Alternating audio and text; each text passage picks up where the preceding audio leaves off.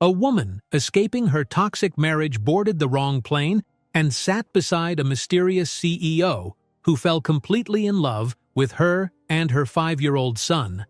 But before we dive into the full story, let me know where you're watching from and what time it is. Now, subscribe to the channel and let's get started.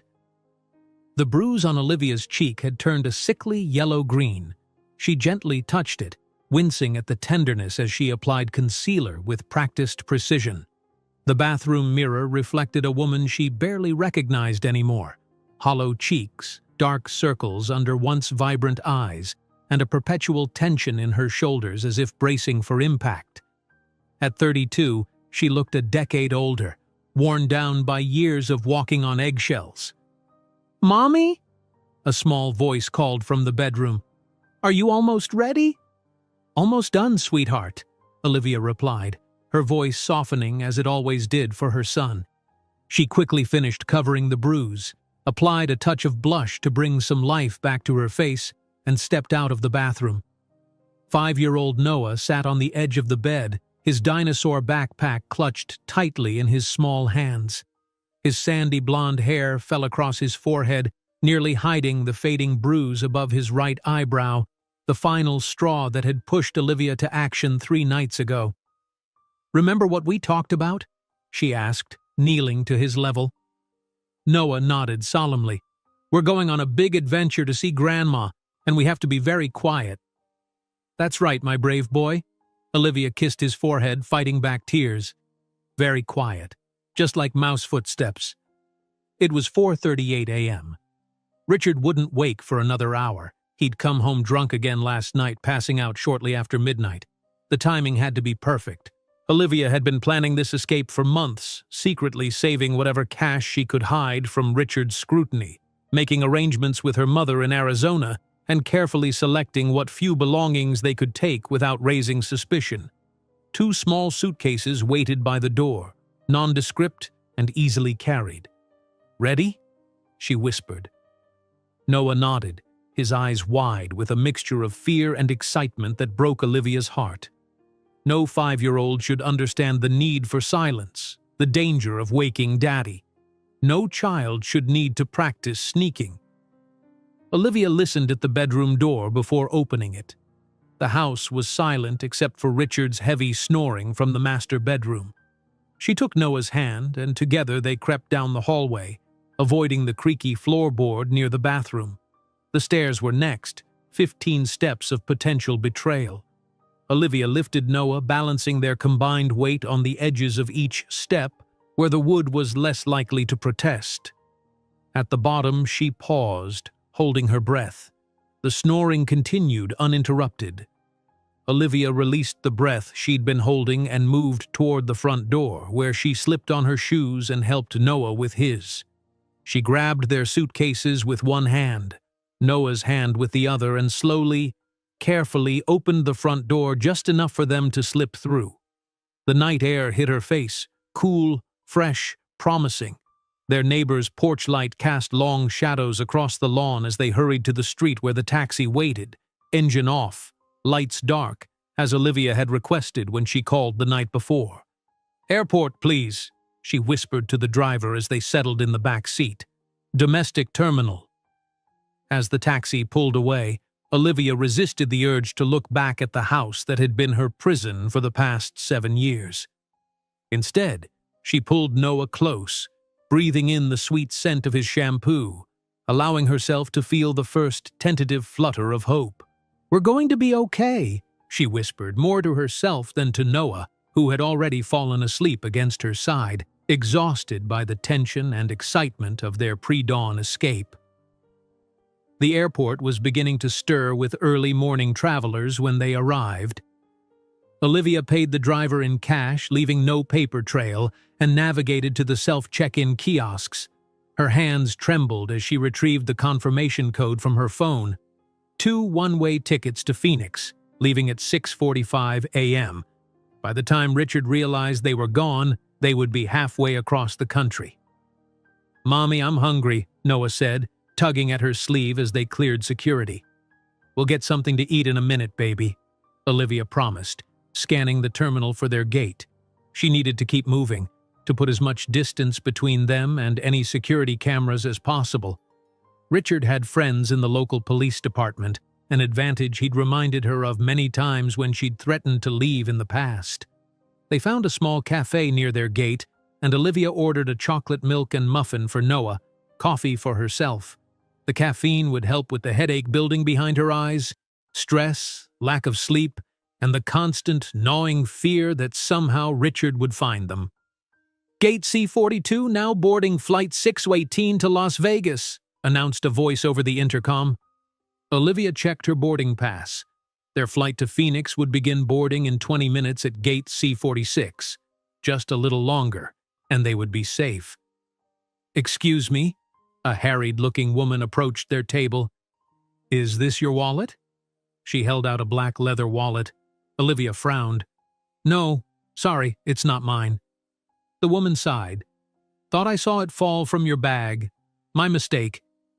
She hurried away, disappearing into the growing crowd of travelers.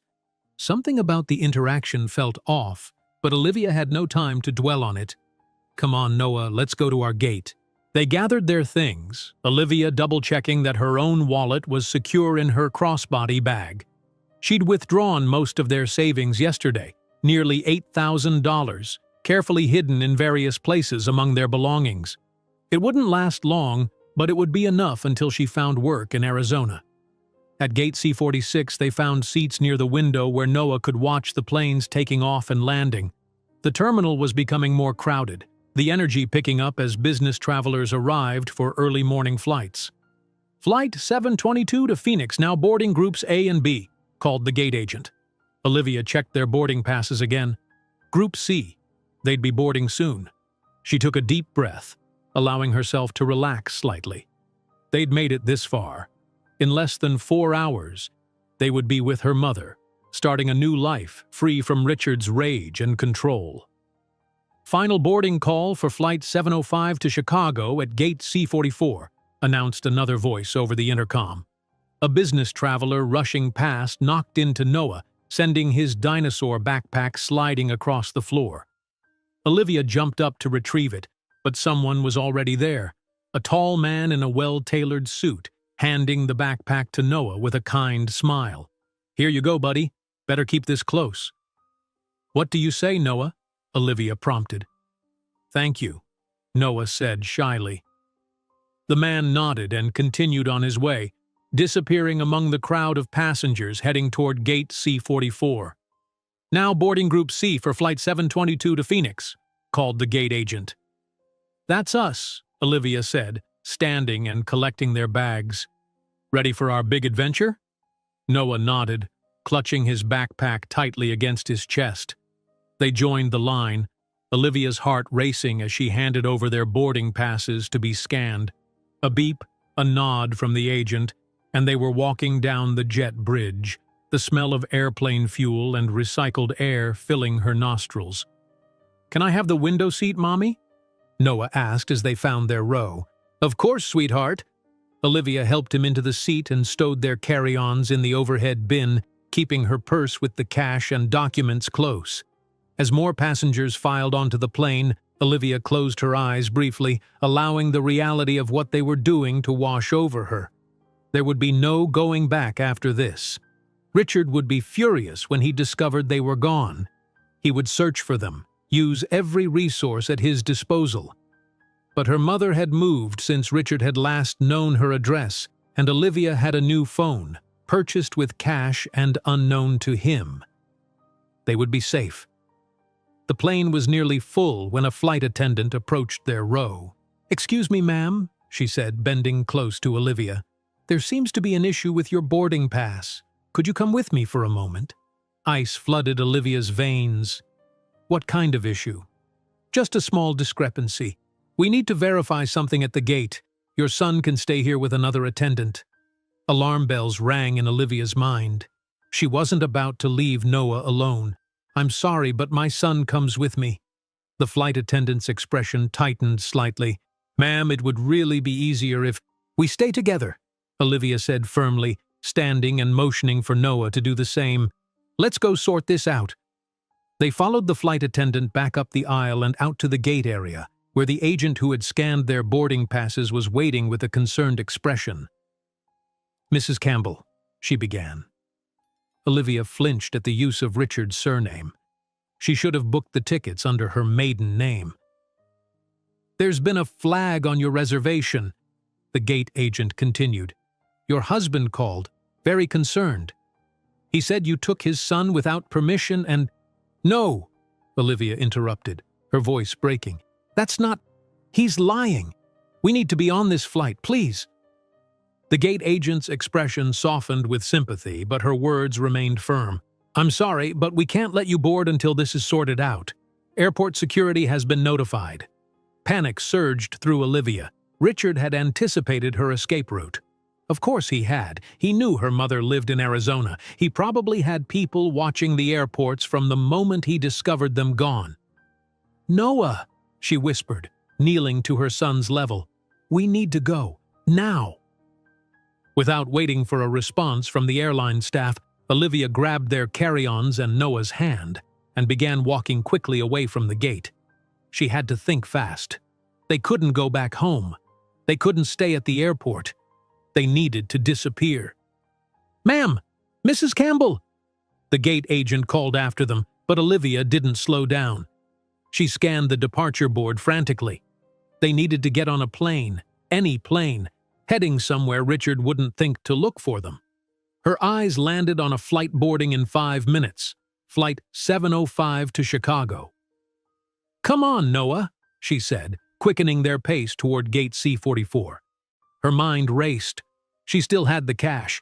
They could buy new tickets once they reached Chicago, perhaps to a smaller city where they could lay low until she figured out a new plan. At gate C-44, the final passengers were boarding. The gate area was nearly empty. Olivia approached the agent, her heart pounding so loudly she was sure everyone could hear it. "Excuse me," she said, forcing her voice to remain steady. "I know this is last minute, but are there any seats available on this flight? My son and I had a change of plans." The gate agent typed on her computer. "You're in luck.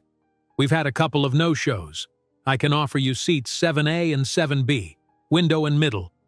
"We'll take them," Olivia said, handing over her credit card and praying that Richard hadn't already frozen their joint accounts.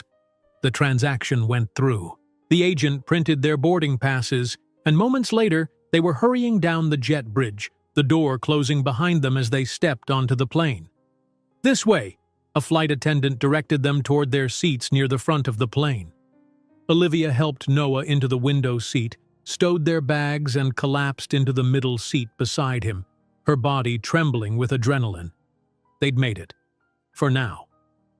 "I thought we were going to see Grandma," Noah whispered, confusion clouding his eyes.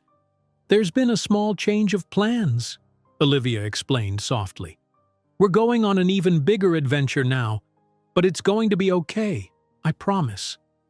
Noah seemed to accept this, his attention drawn to the activity outside the window as the plane pushed back from the gate. Olivia closed her eyes, trying to steady her breathing.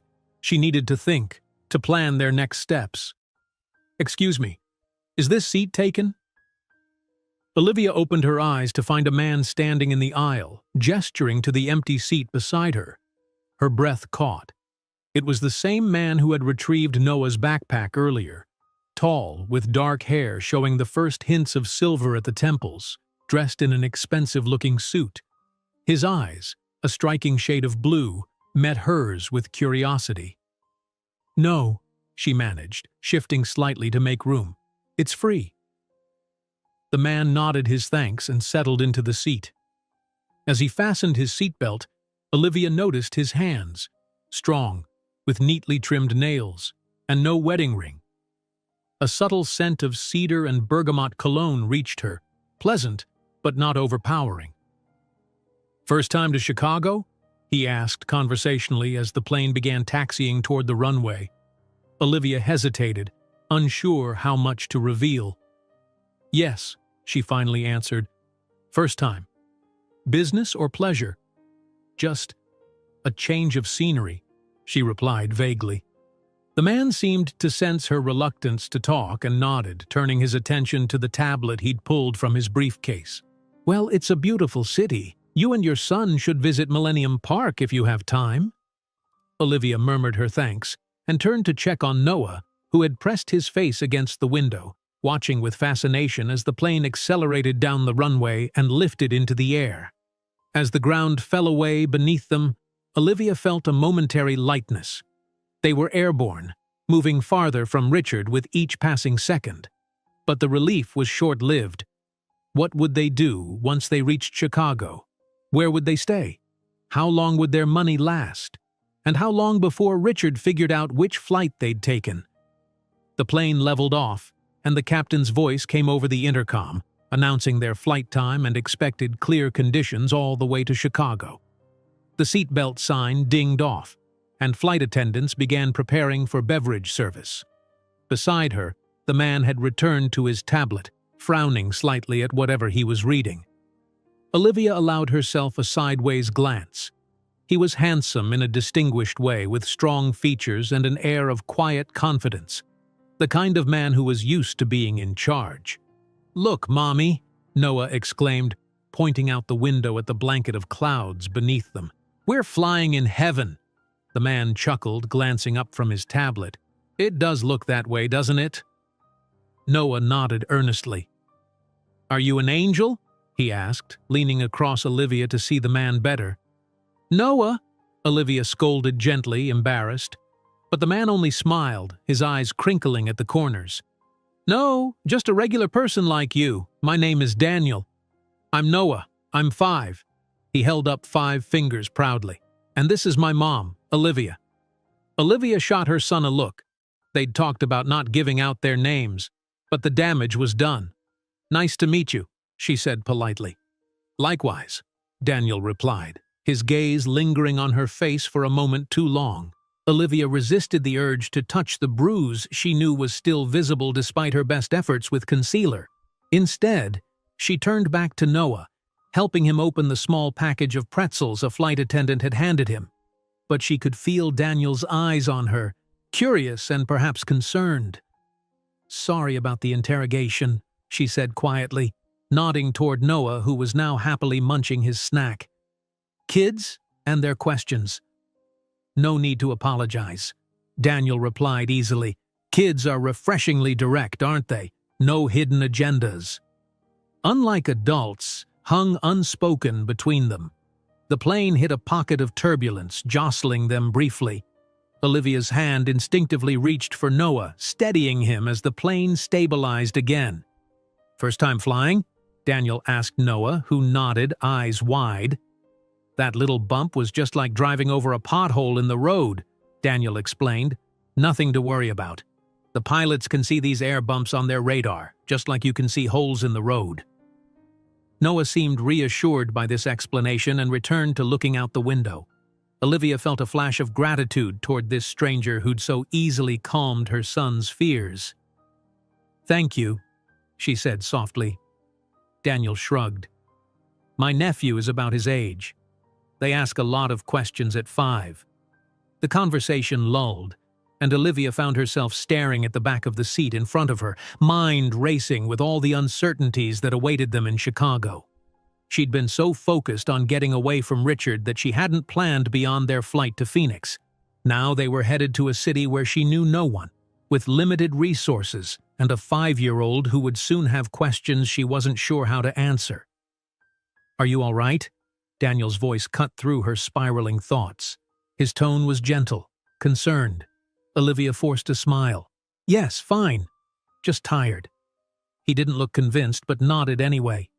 "It's a short flight, just under 2 hours. You should try to rest if you can." Olivia doubted she could sleep, but she closed her eyes anyway, grateful for the excuse to avoid further conversation. But behind her closed lids, her mind continued to race, planning and discarding ideas for what they would do when they landed in Chicago. One thing was certain: their escape had just become infinitely more complicated. The plane began its descent into Chicago, the city sprawling beneath them like a vast circuit board illuminated in the morning light.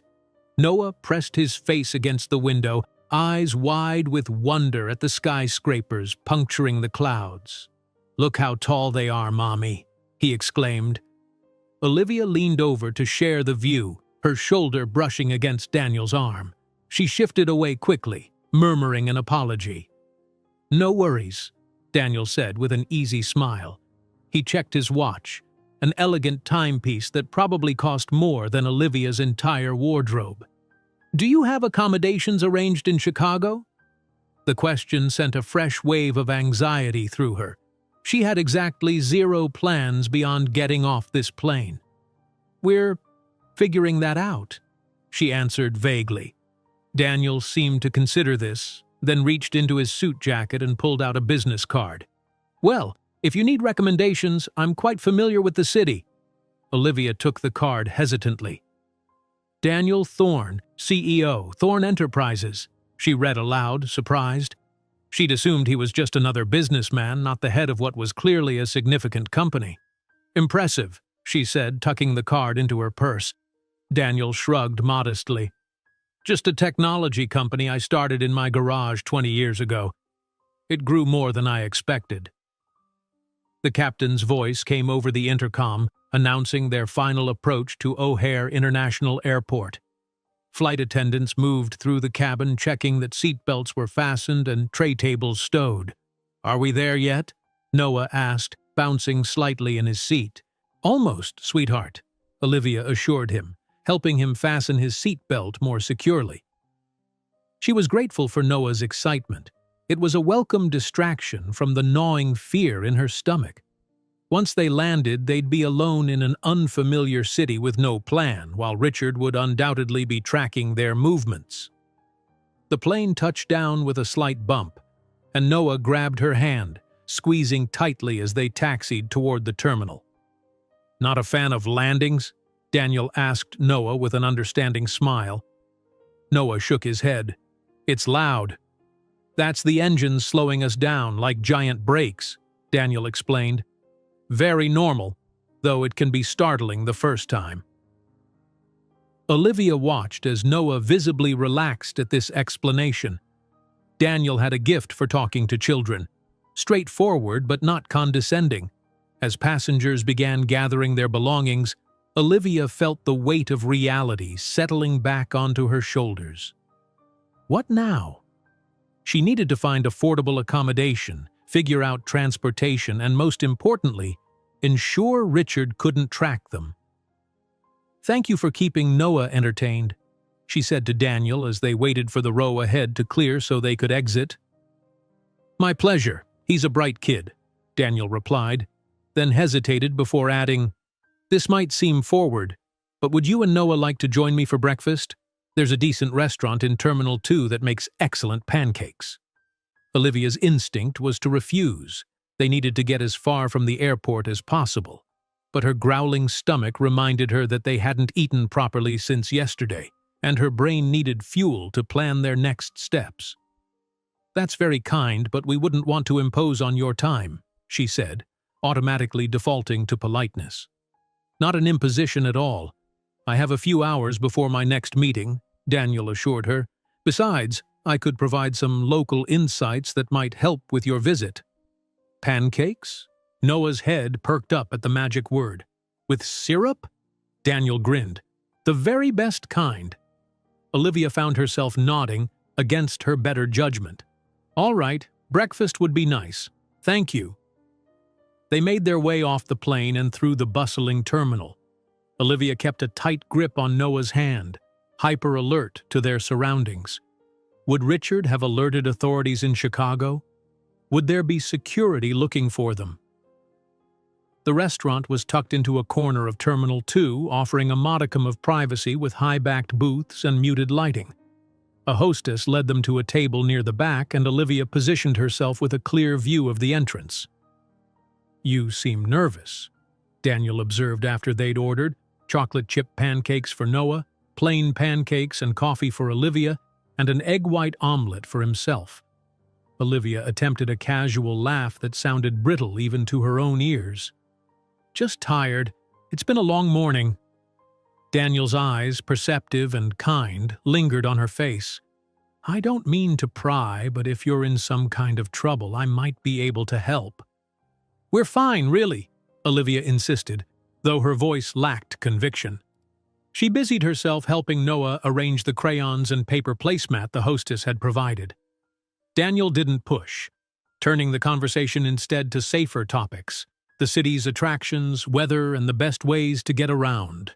By the time their food arrived, Olivia found herself relaxing slightly, mentally noting his recommendations for affordable neighborhoods and transportation options. Noah dug into his pancakes with enthusiasm, chocolate smearing across his cheeks. Watching him, Olivia felt a pang of guilt. He deserved stability, routine, not this chaotic flight from danger. So what brings you to Chicago? Daniel asked, cutting into his omelet. Besides a change of scenery. Olivia hesitated, considering how much to reveal. A fresh start, she finally said. Things weren't working out back home. Daniel nodded, seeming to understand there was more to the story. Chicago's a good place for that. Big enough to get lost in, but with enough community that you don't have to be alone. That's what we need, Olivia admitted. Somewhere to regroup. Do you have a particular field of work? Daniel asked. I was an elementary school teacher before Noah was born, she said, but I've been out of the classroom for 6 years now. Any interest in returning to teaching? Eventually, Olivia said, sipping her coffee. First, I need to find something, anything really, that can provide immediately. Daniel seemed to consider this. What grade did you teach? 3rd grade, 8 and 9-year-olds, Olivia replied, a genuine smile crossing her face for the first time that morning. They're at such an amazing age, curious about everything but still excited to learn. I imagine that requires equal parts patience and creativity, Daniel remarked. Olivia nodded, surprised by his insight. Exactly. Every day is different. As they finished their meal, Noah grew restless, the excitement of the morning giving way to fatigue. He leaned against Olivia, eyelids drooping. Someone's ready for a nap, Daniel observed. It's been an overwhelming morning for him, Olivia agreed, stroking Noah's hair. We should probably get going and find a place to stay. Daniel signaled for the check, waving away Olivia's attempt to contribute. Please, this is my treat. That's very generous, but consider it payment for the pleasure of your company, Daniel said with a smile that softened his authoritative demeanor. Much better than eating alone while answering emails. As Daniel paid the bill, Olivia helped Noah to the restroom to clean the chocolate from his face and hands. In the mirror, she noticed how exhausted she looked. Pale skin, shadows under her eyes, and tension etched around her mouth. She splashed water on her face, trying to revive herself for the challenges ahead. When they returned to the table, Daniel was on his phone, speaking in low tones. He ended the call as they approached. Everything all right? Olivia asked. Just checking on something, Daniel replied, standing and gathering his briefcase. Have you decided where you're heading next? Olivia hadn't, and her anxiety must have shown on her face. I hope this isn't too forward, Daniel said carefully, but I have a proposition that might interest you. Olivia tensed immediately. She'd learned to be wary of men offering help, especially those who seemed too good to be true. It's not, Daniel began, then paused, seeming to reconsider his approach. I apologize. Let me explain properly. My regular nanny gave notice last week. She's moving to Seattle to be closer to her grandchildren. My son, Max, is 6, and I've been interviewing replacements but haven't found the right fit. You want me to be your nanny? Olivia asked, surprised. It would be a temporary arrangement, a few weeks, perhaps longer if it works out for both of us, Daniel clarified. You'd have your own suite in my home, meals provided, and a salary that should help you get back on your feet. Max could use the company too. He's an only child and it gets lonely. Olivia stared at him, trying to process this unexpected offer. That's incredibly generous, but you don't know anything about me. I know you're a trained educator who clearly cares deeply for her son, Daniel countered, and I'm a decent judge of character. Something tells me you're exactly what Max needs right now. But take some time to think about it, Daniel suggested, handing her another business card, this one with his personal cell number written on the back. No pressure. If you decide it's not for you, I completely understand. Olivia tucked the card into her purse alongside the first one, her mind racing. The offer was tempting, a safe place to stay, income, and the chance to keep Noah away from public records that Richard might access. But could she trust this man she'd just met? "Thank you," she said finally. "I'll think about it." They walked together through the terminal toward the exit. Noah, rejuvenated by the pancakes, skipped ahead a few steps, then waited for them to catch up. "Do you need a ride somewhere?" Daniel asked as they approached the taxi stand. Olivia shook her head. "We'll be fine. I appreciate breakfast and everything else." Daniel nodded, respecting her boundaries. "The offer stands. Call if you change your mind." He shook her hand formally, then crouched to Noah's level. "It was a pleasure meeting you, Noah. I hope we'll see each other again." "Bye, Mr. Daniel," Noah replied with a wave. Olivia watched as Daniel walked toward a black town car waiting at the curb, its driver holding the door open. He turned once before getting in, offering a final smile and nod. "Where are we going now, Mommy?" Noah asked, tugging her hand. It was the question Olivia had been dreading. She had enough cash for a few nights in a budget hotel, but then what? She glanced down at her purse, thinking of Daniel's business card inside. "Let's find a place to rest and make a plan," she said, leading Noah toward the taxi stand.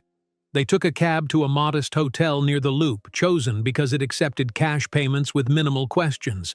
The room was small but clean, with 2 double beds and a view of a brick wall. Noah fell asleep almost immediately after they checked in, exhausted from the early morning and the excitement of the flight. Olivia sat in the armchair by the window, watching him sleep while her mind churned with possibilities and fears. She pulled out her new phone, a basic model purchased with cash a week ago, and checked for news from their hometown. Nothing yet about a missing woman and child, but it was only a matter of time before Richard reported them missing. He would frame it as a concerned husband and father, worried for his family's safety. No one would know the truth, that they were fleeing for their lives. With trembling fingers, Olivia retrieved Daniel's business card from her purse. His offer seemed too perfect, like a lifeline thrown precisely when she was drowning. Could she trust him? Was she willing to risk their safety on the judgment of a stranger, no matter how kind he seemed? On the other hand, what choice did she have? Their money wouldn't last long, and finding work without using her real name or social security number would be nearly impossible. Richard had connections, police, lawyers, judges, and resources she couldn't hope to match. Noah stirred in his sleep, his small face relaxed for the first time in days. He deserved better than running and hiding. He deserved stability, safety, and a chance at a normal childhood, things Olivia had failed to provide by staying with Richard too long. Decision made, she dialed the number on the back of the card. It rang 3 times before Daniel's voice answered. "Daniel Thorne." "It's Olivia," she said, her voice steady despite her racing heart. "About that nanny position. Is it still available?" There was a brief pause, then Daniel replied, "Yes, it is. I'm glad you called."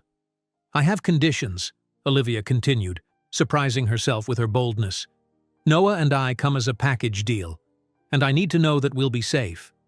"Of course," Daniel agreed without hesitation. "Max will be thrilled to have a playmate. As for safety, my home has an excellent security system. Would you like me to send a car for you?" Olivia looked at Noah, still peacefully sleeping. "Yes, but not until tomorrow morning. We need to rest." "Understood. Text me your address and I'll have a car there at 9 a.m. And Olivia, thank you for trusting me." After ending the call, Olivia sat still, wondering if she'd made the right decision. She was trading one dependency for another, but at least Daniel hadn't given her any reason to fear him, and it was temporary, just until she could form a more permanent plan for their future. Tomorrow, they would start yet another new chapter. For tonight, she would allow herself to breathe, to feel the first tentative unwinding of the knot that had lived in her chest for years. Olivia stretched out on the bed beside Noah, drawing comfort from his steady breathing. For the first time since they'd fled their house in the pre-dawn darkness, she allowed herself to sleep. The Blacktown car arrived precisely at 9 o'clock the next morning. Olivia had been awake since dawn, alternating between doubt and resolve, packing and unpacking their meager belongings. Noah, refreshed after 12 hours of sleep, was bouncing on the hotel bed when the driver texted to announce his arrival. "Are we going to Mr. Daniel's house now?" Noah asked as Olivia helped him into his jacket. "Yes, sweetheart. Remember what we talked about at breakfast? Mr. Daniel has a little boy named Max who needs someone to take care of him while his daddy works. That's going to be my new job for a while." "And I get to play with Max?" Noah's eyes lit up. After years of Richard limiting his social interactions, children are noisy and disruptive. The prospect of a playmate was thrilling. "That's right. But remember, we're guests in their home, so best behavior, okay?" Noah nodded solemnly. "I'll be super good, Mommy. Promise." The driver was courteous and professional, loading their suitcases into the trunk without comment. As they settled into the plush leather back seat, Olivia noted the privacy partition and tinted windows. Whether intentional or not, Daniel had provided them with discretion. They drove north out of downtown Chicago, through neighborhoods of increasing affluence. Victorian houses gave way to modern mansions set back from tree-lined streets. Olivia tried not to be intimidated by the obvious wealth surrounding them, but couldn't help the knot of anxiety tightening in her stomach. She and Noah would be painfully out of place here. After 30 minutes, they turned onto a private drive bordered by perfectly manicured hedges. At the end stood a contemporary glass and stone house that seemed to emerge organically from the surrounding landscape. It was breathtaking, elegant without being ostentatious, clearly designed by someone with impeccable taste and significant resources. "Wow," Noah whispered as they pulled up to the entrance. "It's like a castle." Olivia smoothed her hair self-consciously and checked that Noah's face was clean. She'd dressed them both in their best clothes, which wasn't saying much. Her simple blue dress had seen better days, and Noah's button-down shirt was slightly too small, the sleeves barely reaching his wrists. Before the driver could open their door, the front door of the house swung open. Daniel emerged, followed by a small boy with a mop of dark curls who could only be Max. Father and son shared the same striking blue eyes, though Max's face held a seriousness that seemed out of place on a child so young. "Welcome," Daniel greeted them, smiling warmly as the driver helped them from the car. Today he wore casual attire, dark jeans and a light sweater that somehow looked as polished as yesterday's suit. "I hope you found the hotel comfortable?" "Yes, thank you," Olivia replied, suddenly acutely aware of the vast disparity in their circumstances. "It was perfect." Daniel gestured to the boy half hiding behind his legs. "This is Max. Max, can you say hello to Ms. Olivia and Noah?" Max peeked out, his expression cautious. "Hello," he said softly. Noah, never shy, stepped forward with an enthusiastic wave. "Hi, I'm 5. How old are you?" 6, Max answered, his reserved demeanor cracking slightly at Noah's friendliness. "Only 1 year bigger than me," Noah observed with satisfaction. Then, without preamble, "Do you have Legos?" Max's eyes widened. "I have 3 whole boxes. Can I see them?" Just like that, the ice was broken. Max glanced up at his father for permission. "Why don't you show Noah your playroom while I get Ms. Olivia settled?" Daniel suggested. The boys needed no further encouragement, Max leading Noah into the house with newfound animation, already discussing the merits of various Lego sets. "That went better than expected," Daniel commented as the driver unloaded their luggage. "Max is usually more reserved with new people." "Noah has never met a stranger," Olivia said, a touch of pride in her voice. "He makes friends everywhere we go." They followed the boys inside, and Olivia tried not to gape at the interior. The entryway opened into a spacious living area with soaring ceilings and floor-to-ceiling windows overlooking a lush backyard. Modern furnishings in neutral tones created a sophisticated yet comfortable atmosphere. Art pieces that Olivia suspected were original works adorned the walls. "Your home is beautiful," she said, feeling increasingly out of her depth. "Thank you. I can't take much credit. I hired an excellent designer." Daniel directed the driver to place their bags by the staircase. "Would you like to see where you and Noah will be staying?" He led her up a floating staircase to the second floor, where a hallway extended in both directions. "Max's room is at the end there," Daniel explained, pointing left. "Mine is downstairs in the east wing. You'll have this entire section to yourselves." He opened a door to reveal a spacious suite. A sitting area with comfortable furniture and a small desk flowed into a bedroom with a queen-sized bed. An adjoining room held twin beds with colorful comforters. "I thought Noah might like his own space, but close enough that you can hear him if he needs you," Daniel said. "There's a private bathroom through that door, and the closets should have plenty of room for your things." It was more space than they'd had in their entire apartment back home. Olivia ran her hand over the soft bedding, overwhelmed by the generosity and thoughtfulness of the arrangement. "This is too much," she began. "It's the standard nanny suite," Daniel assured her. "My last nanny, Mrs. Garcia, lived here for nearly 5 years. It's been sitting empty since she left." Olivia nodded, not trusting her voice. After years of walking on eggshells in her own home, being offered this sanctuary felt almost unreal. "I'll let you get settled," Daniel said, sensing her emotion. "Feel free to arrange things however you like. Lunch will be at noon, nothing fancy, just sandwiches. Mrs. Winters, our housekeeper, comes Monday, Wednesday, and Friday, but she's not here today."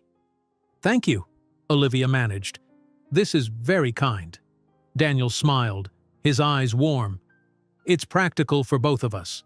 I get a qualified caregiver for Max, and you get some time to plan your next steps." After he left, Olivia sat on the edge of the bed, taking deep breaths to steady herself. Richard would be furious by now, probably filing missing persons reports and contacting everyone they knew. But he'd never think to look for them here, in this affluent suburb of Chicago, in the home of a man they'd just met.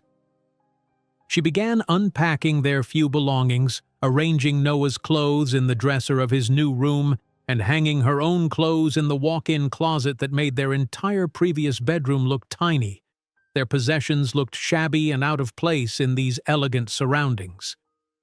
She was just finishing when she heard Noah's excited voice in the hallway, followed by a knock on the door. "Mommy, Max has a treehouse. Can we go see it, please?" Noah burst in, cheeks flushed with excitement. Max hovered in the doorway, watching with a hesitant smile. "If it's okay with Mr. Daniel," Olivia replied. "Dad said it's fine as long as you come too," Max said, his voice quiet but eager. "It's super safe. He had it specially built." Olivia followed the boys downstairs and through the kitchen, a chef's dream of stainless steel and marble, to the back door. The yard was a child's paradise, with manicured grass giving way to more natural landscaping around the edges.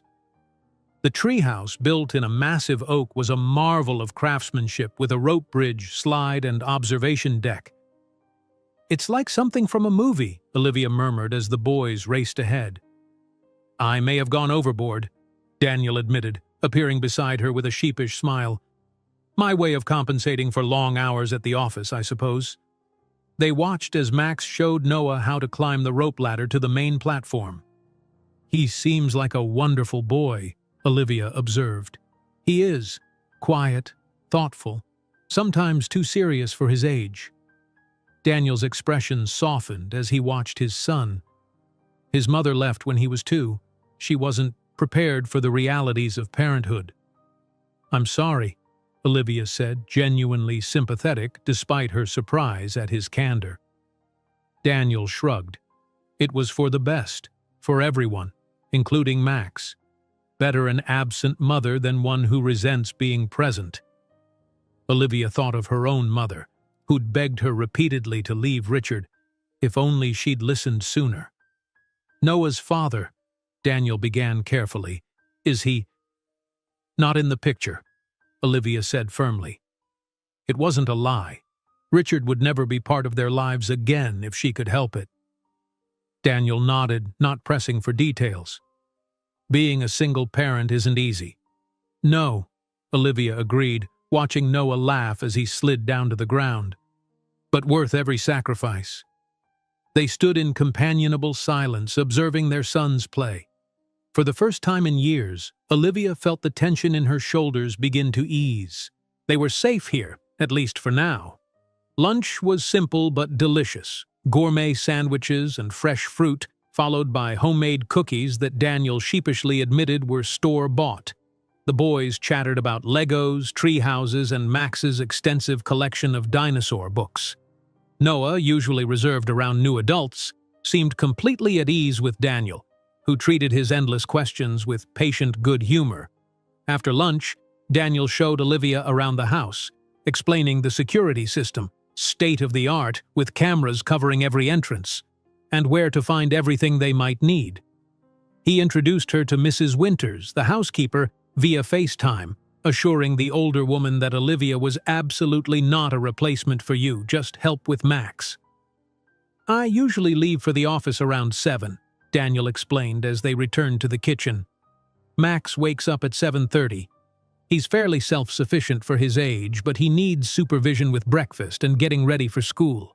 The bus picks him up at 8:15 and drops him off at 3:45. Olivia nodded, making mental notes. "What about after school?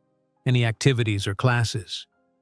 "Soccer on Tuesdays and Thursdays, piano lessons on Wednesday afternoons. The instructor comes here at 4:30. Daniel opened a drawer and retrieved a binder. This has all the schedules, emergency contacts, medical information, everything Mrs. Garcia put together over the years. Olivia flipped through the meticulously organized binder, impressed by the level of detail. "This is incredibly helpful. I've added your name to Max's approved pickup list at school, and you're authorized for medical decisions if I can't be reached," Daniel continued. "There's a credit card for household expenses and anything the boys need. My direct line is programmed into the house phone, and my cell is always on. It was also organized, so logical, a stark contrast to the chaos of her life with Richard, where rules changed on his whims and expectations were a moving target. "What about Noah?" she asked. "Should I look into enrolling him in school?" Daniel considered this. "I've been thinking about that.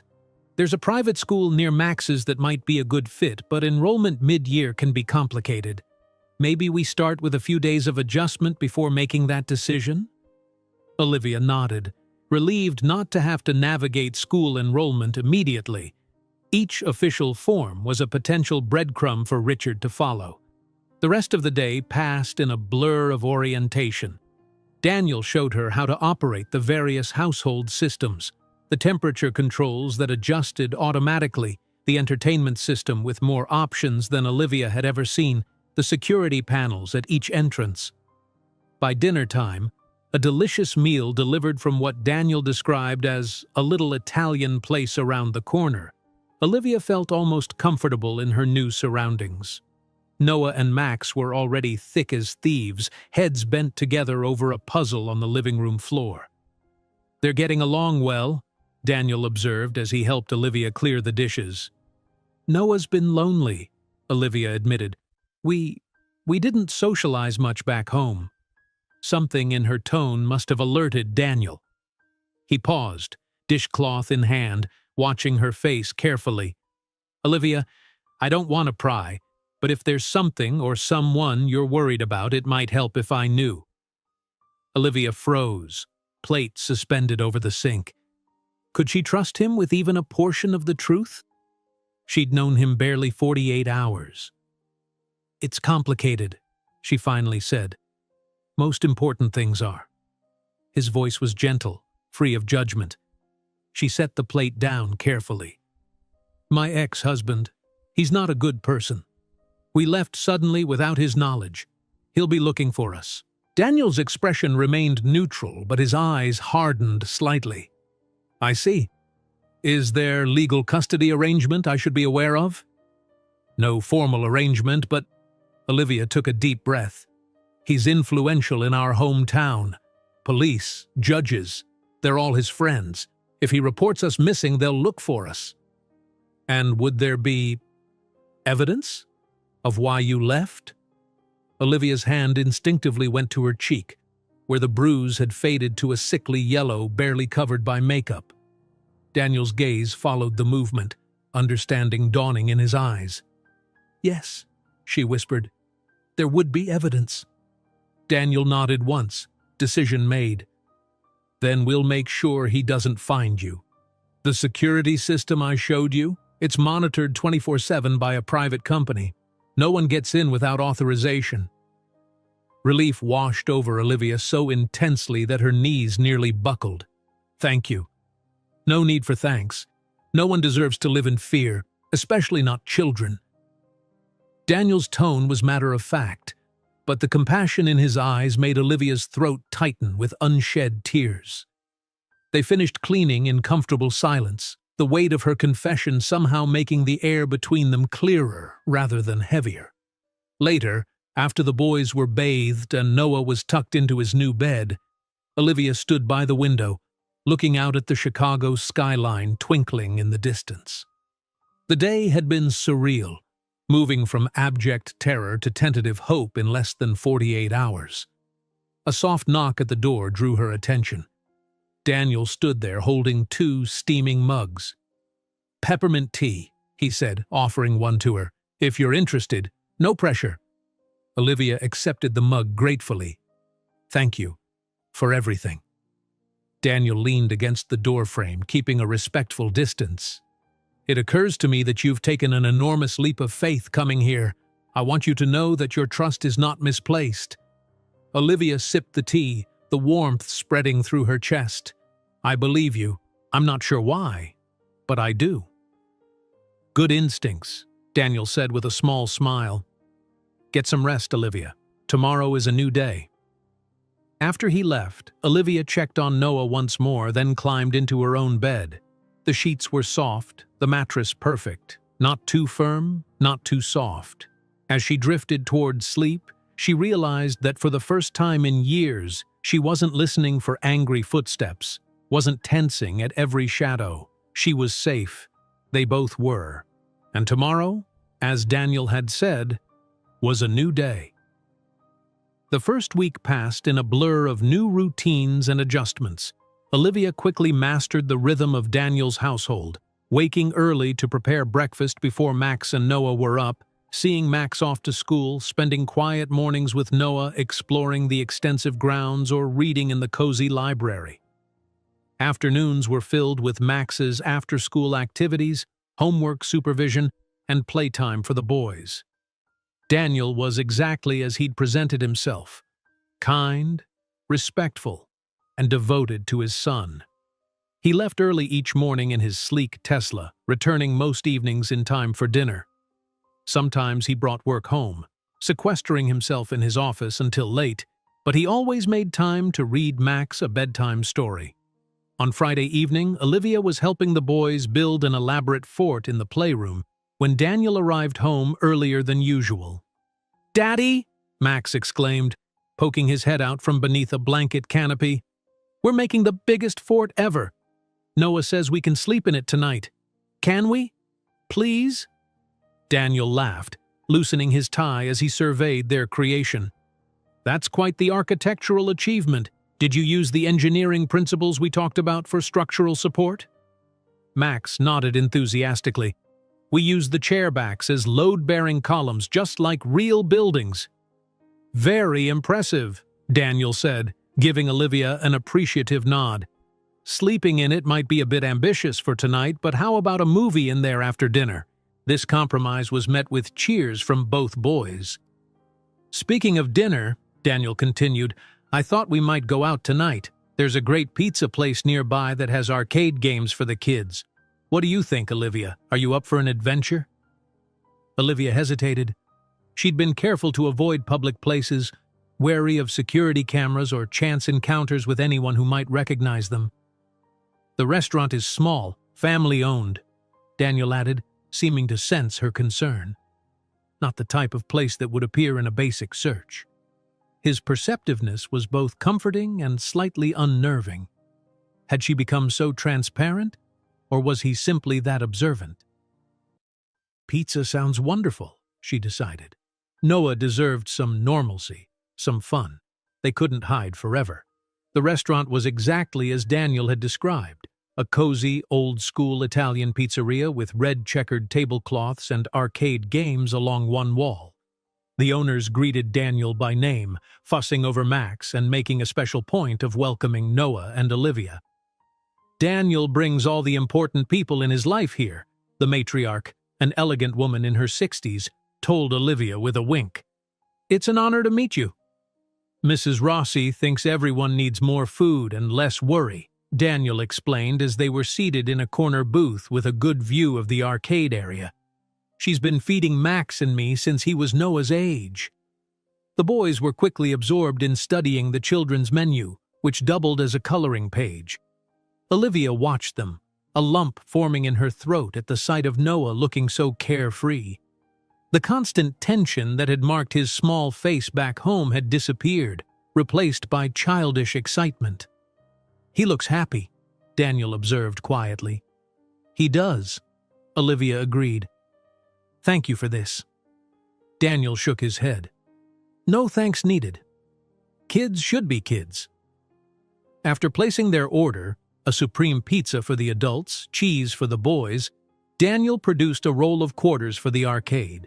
The boys raced off to try their luck at the games, visible from their table but far enough for private conversation. How are you settling in? Daniel asked, his blue eyes studying her face. Honestly? Olivia considered the question. Better than I expected. Your home it's a sanctuary, but I still feel like I'm looking over my shoulder all the time. Has there been any indication that he's looking for you? She shook her head. Not that I can tell. I've been checking the news from home, but there's nothing. No missing persons report, no public appeal. She frowned, which is actually more concerning than if there were. How so? It means he's keeping it quiet, probably using private resources. Olivia's fingers traced the condensation on her water glass. Richard isn't the type to accept defeat. He sees Noah and me as possessions, not people.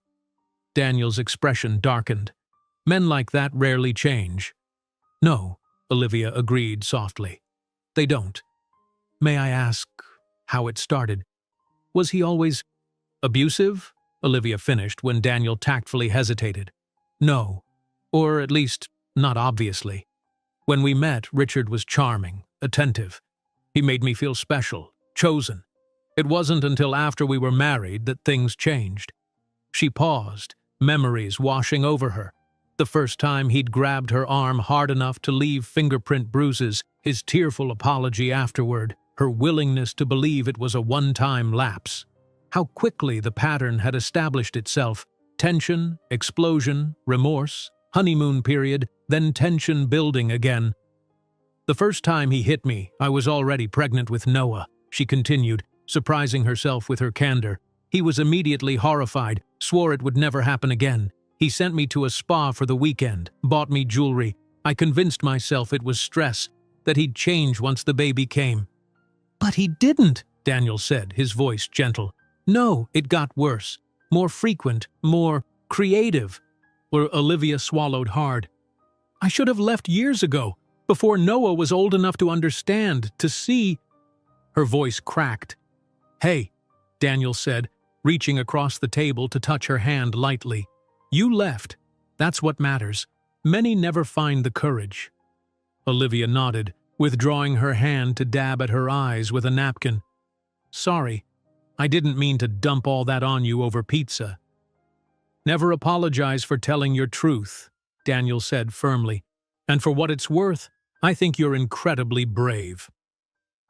Before Olivia could respond, the boys returned, breathless with excitement over their arcade victories.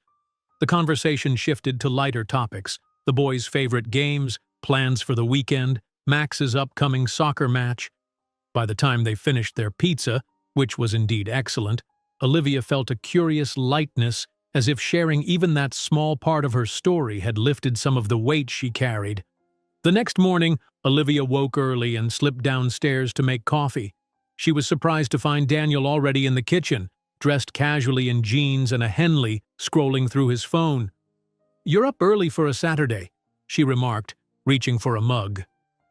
"Force of habit," he replied with a rueful smile.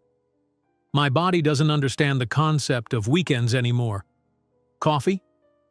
Please." He poured her a cup, then leaned against the counter, studying her with that perceptive gaze. "I've been thinking, Noah should probably be in school." Olivia nodded slowly. She'd been thinking the same thing, but had been reluctant to broach the subject. "I agree, but registration would require documents, records from his previous school." "Not necessarily," Daniel said.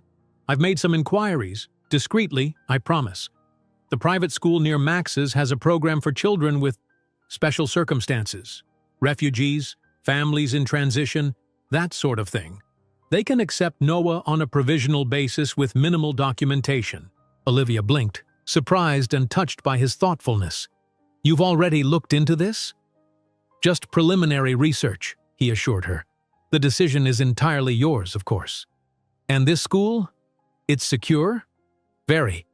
The same security firm that monitors my home also handles their campus. No one gets in or out without proper authorization." Olivia considered this. Noah needed routine, education, social interaction with children his age. Being isolated with just her and Max, however pleasant, wasn't sustainable long-term. "I'd like to visit the school first," she decided. "See their security firsthand." "Of course," Daniel agreed readily. "I can arrange a tour for Monday if that works for you." Before she could respond, Noah's voice called from upstairs. "Mommy, where are you?" "Down here, sweetie," Olivia called back. "Coming up now." As she turned to leave, Daniel said, "One more thing. I have a colleague who specializes in helping people in situations like yours, creating new identities, essentially. Legal ones. Would you be interested in speaking with her?" Olivia paused, hand on the doorframe. "New identities? You mean social security numbers, birth certificates, background histories that would stand up to scrutiny," Daniel explained. "It's all above board, believe it or not. A government program for witnesses and victims fleeing dangerous situations." The prospect was both terrifying and exhilarating. A completely fresh start, untraceable by Richard. "Let me think about it," she said finally. The weekend unfolded in a pleasant rhythm of domestic tranquility. Saturday morning was spent at Max's soccer game, where Noah cheered enthusiastically from the sidelines. The afternoon found them at a nearby park, the boys climbing on an elaborate playground while Daniel and Olivia watched from a bench. "Noah mentioned you used to teach," Daniel said conversationally. "Do you miss it?" Olivia considered the question. "Parts of it, yes. The kids, their curiosity, those moments when a difficult concept finally clicks for them. Teaching it felt meaningful." "Would you want to go back to it someday?" "Maybe, when things are more settled." She smiled, watching Noah help Max climb a particularly challenging section of the play structure. "What about you? Did you always want to run a tech company?" Daniel chuckled. "Hardly. I wanted to be a veterinarian until I realized I'd have to deal with animals other than dogs. Then a chef until my mother pointed out I couldn't even make toast without burning it." "So how did you end up in tech?" "Pure accident," he admitted. "I needed a job after college. landed an entry-level position at a software company, discovered I had a knack for finding solutions to problems, started my own business a few years later, and it just grew. There was modesty in his tone that Olivia found refreshing. Richard had always exaggerated his accomplishments, taking credit for others' work, puffing himself up at every opportunity. "You make it sound so simple," she said. "Lots of luck, good timing, and 60-hour work weeks for about a decade," Daniel clarified with a wry smile. "Not exactly a recipe for a balanced life, but you seem to make time for Max." Now, yes, it wasn't always that way. A shadow crossed his face. Angela, Max's mother, she had valid complaints about my absence. I was building the company, traveling constantly. She felt abandoned. "That doesn't justify leaving her child," Olivia said, perhaps more sharply than intended. "No," Daniel agreed, "it doesn't. But it taught me what matters. After she left, I restructured the entire company to ensure I could be home most nights, attend school events, be present for Max." Olivia nodded, impressed by his willingness to acknowledge past mistakes and change course. Sunday morning brought rain, confining them to the house. Olivia found herself in the kitchen with Daniel, teaching the boys how to make pancakes from scratch, something Richard had always dismissed as unnecessary when mixes exist. "My turn to flip," Noah declared, standing on a step stool beside the stove. Daniel supervised closely, guiding Noah's hand on the spatula. "Perfect flip, buddy," Daniel praised as the pancake landed golden side up. "You're a natural." Olivia felt a pang, watching them. Noah had never known this kind of positive male attention. Richard had alternated between ignoring him and criticizing him, rarely engaging in actual play or teaching. Later, while the boys built Lego creations in the playroom, Daniel approached Olivia with a concerned expression. "I need to tell you something," he said in a low voice. "I've been monitoring mentions of your names online, just as a precaution." Olivia tensed immediately. "And? There's a private investigator from your hometown who's been making inquiries in Chicago. Nothing specific yet, just general questions about recent arrivals, women traveling alone with young children." Cold fear washed over her. "He's found us." "No," Daniel said firmly, "not even close. But he's casting a wide net, which suggests he's determined." "Richard won't give up," Olivia whispered. "He can't stand losing anything he considers his." "All the more reason to consider what I mentioned yesterday. New identities, a fresh start." Olivia nodded slowly. "I think you're right. When can I meet your colleague?" "I'll arrange it for this week."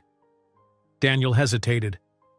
"In the meantime, I think we should minimize your public exposure.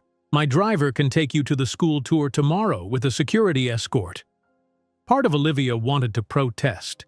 She'd been independent before Richard, capable and confident. But she thought of Noah, of the life they were building here, and swallowed her pride. "Thank you," she said simply. That night, after the boys were asleep, Olivia sat in the window seat of her suite, watching the rain streak down the glass. The peaceful scene before her, elegant garden, distant city lights, contrasted sharply with the turmoil in her mind. Richard was looking for them. She'd known he would, of course, but having confirmation made it real in a way that speculation hadn't. And he was closer than she'd feared, already narrowing his search to Chicago. A soft knock at her door pulled her from her thoughts. Daniel stood there, a manila folder in his hand. "Sorry to disturb you," he said, "but I thought you might want to review this before tomorrow's school visit. It's information about their security protocols, curriculum, that sort of thing." "Thank you," Olivia said, accepting the folder. "I was just thinking." Daniel nodded, understanding in his eyes. "About what I told you earlier?" "Yes, I knew he wouldn't let us go easily, but—" She trailed off, unsure how to articulate the complex mix of fear, anger, and determination she felt.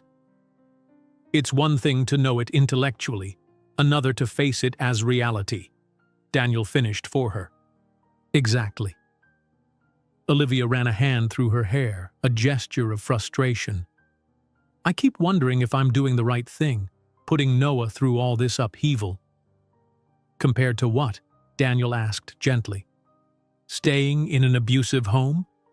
Children are resilient, Olivia. They take their cues from us. Noah seems happy here, adjusting well. He does, she agreed, a small smile touching her lips. He adores Max. And you. The feeling is mutual, Daniel assured her. That boy of yours is something special. Pride warmed Olivia's chest. Thank you for saying that. Richard never... She stopped, unwilling to give voice to the cruel things Richard had said about their son, that he was too sensitive, too emotional, too much like his mother. Then Richard was a fool as well as a monster, Daniel said simply. Olivia looked up at him, struck by the quiet conviction in his voice. This man who'd known them barely a week saw and valued Noah in ways his own father never had. You should get some rest, Daniel said, gently changing the subject. Big day tomorrow. As he turned to leave, Olivia called softly, Daniel? He paused, looking back. Thank you for everything. His smile was warm, reaching his eyes. You're welcome. Sleep well, Olivia. After he left, Olivia leafed through the folder, impressed by the thoroughness of the information. The school seemed perfect. Small classes, nurturing environment, extensive security. Noah would thrive there, just as he was thriving here in this unexpected haven. As she prepared for bed, Olivia realized that for the first time since fleeing their home, she was thinking not just about survival, but about building a real future. And that, perhaps, was the greatest gift Daniel had given them. Monday morning arrived with clear skies and a brisk autumn breeze. Olivia dressed carefully for the school visit, selecting her most professional outfit, a navy dress and cardigan that she'd hastily packed during their escape. After helping Noah into a clean button-down and khakis, she studied him with a mixture of pride and anxiety. We're going to see a new school today, she explained, kneeling to his level. It's where Max goes, but they have a kindergarten class that might be perfect for you. Noah's eyes widened. Will I get to ride the bus with Max? Maybe. First we need to visit the school, meet the teachers, and see if you like it there. Daniel's driver, a taciturn man named Elliot, who clearly doubled as security, drove them to the Lakeside Academy. The private school occupied a stately brick building with expansive grounds enclosed by an ornate but decidedly robust iron fence. At the gate, Elliot exchanged words with a uniformed guard who checked their names against a list before allowing them through. That's Mr. Dennis, Max explained from his booster seat. He knows everybody's face. Even parents have to show ID every time. Olivia's tension eased slightly. The security measures were reassuring. Perhaps this place could be safe for Noah after all. The school's headmistress, Dr. Eleanor Winters, greeted them in the reception area. A tall woman with silver hair and kind eyes behind stylish glasses, she shook Olivia's hand warmly. Welcome to Lakeside. Mr. Thorne has spoken highly of you and young Noah, she said, then crouched to Noah's level. And you must be the dinosaur expert I've heard about. Noah nodded shyly. T-Rex is my favorite. What a coincidence. Our kindergarten class is just starting a dinosaur project this week, Dr. Winters said with a smile. Would you like to see their classroom while I chat with your mom? Noah looked to Olivia for reassurance. It's okay, sweetheart, she encouraged. I'll be right here. A teaching assistant named Ms. Chen appeared to escort Noah to the kindergarten room, promising to show him their collection of dinosaur books. Once Noah was out of earshot, Dr. Winters' expression became more serious. Mr. Thorne explained your situation in general terms, she said, leading Olivia to her office. I want to assure you that we take security and privacy extremely seriously at Lakeside. Many of our students come from high-profile families with similar concerns. The office was warm and inviting, with walls lined with children's artwork alongside impressive-looking academic credentials. Dr. Winters gestured for Olivia to take a seat. Our Safe Haven program was established 5 years ago to serve children in transitional or protective circumstances, she explained, passing Olivia a brochure. We can enroll Noah with minimal documentation and assign him a student number rather than using his legal name in our public systems. Olivia reviewed the materials, impressed by the school's thorough approach to both security and education. What about records from his previous school? We can waive those requirements initially. Our assessment team will evaluate Noah's academic level and place him appropriately. Dr. Winters smiled reassuringly. Children in transition often have gaps in their formal education. Our job is to meet them where they are, not penalize them for circumstances beyond their control. Relief washed over Olivia. The school seemed to understand exactly what Noah needed: safety, discretion, and a chance at normalcy. There's one more thing, Dr. Winters added, her expression softening. We have resources for parents as well: counseling, support groups, practical assistance. You don't have to manage all of this alone. Tears pricked at Olivia's eyes. After years of Richard isolating her, cutting her off from friends and support systems, the simple acknowledgement that she deserved help was overwhelming. Thank you, she managed, accepting a tissue from the box Dr. Winters discreetly pushed toward her.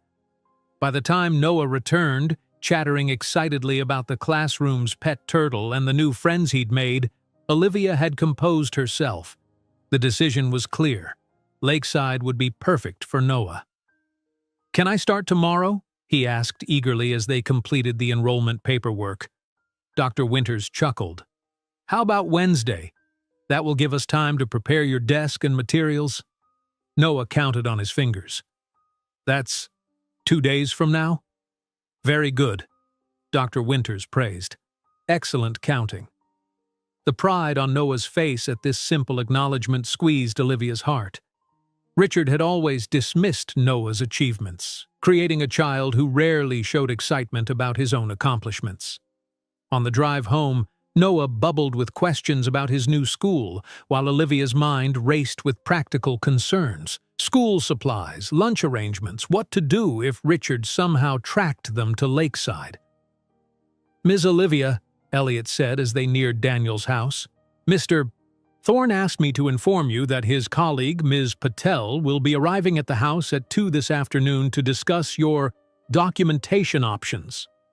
Thank you, Elliot, Olivia replied, her stomach tightening at the reminder of what was at stake. New identities. A complete break from their past. The thought was both liberating and terrifying.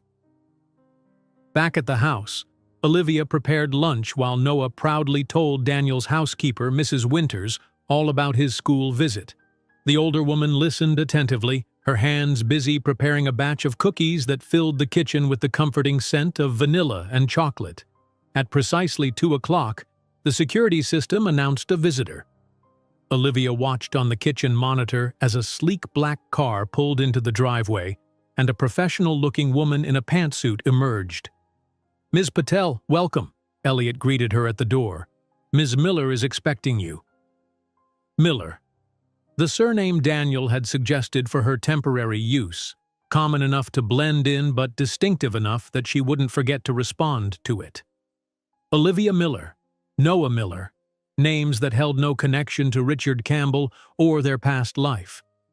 Priya Patel was younger than Olivia had expected, perhaps in her early 30s, with an air of brisk efficiency softened by warm brown eyes.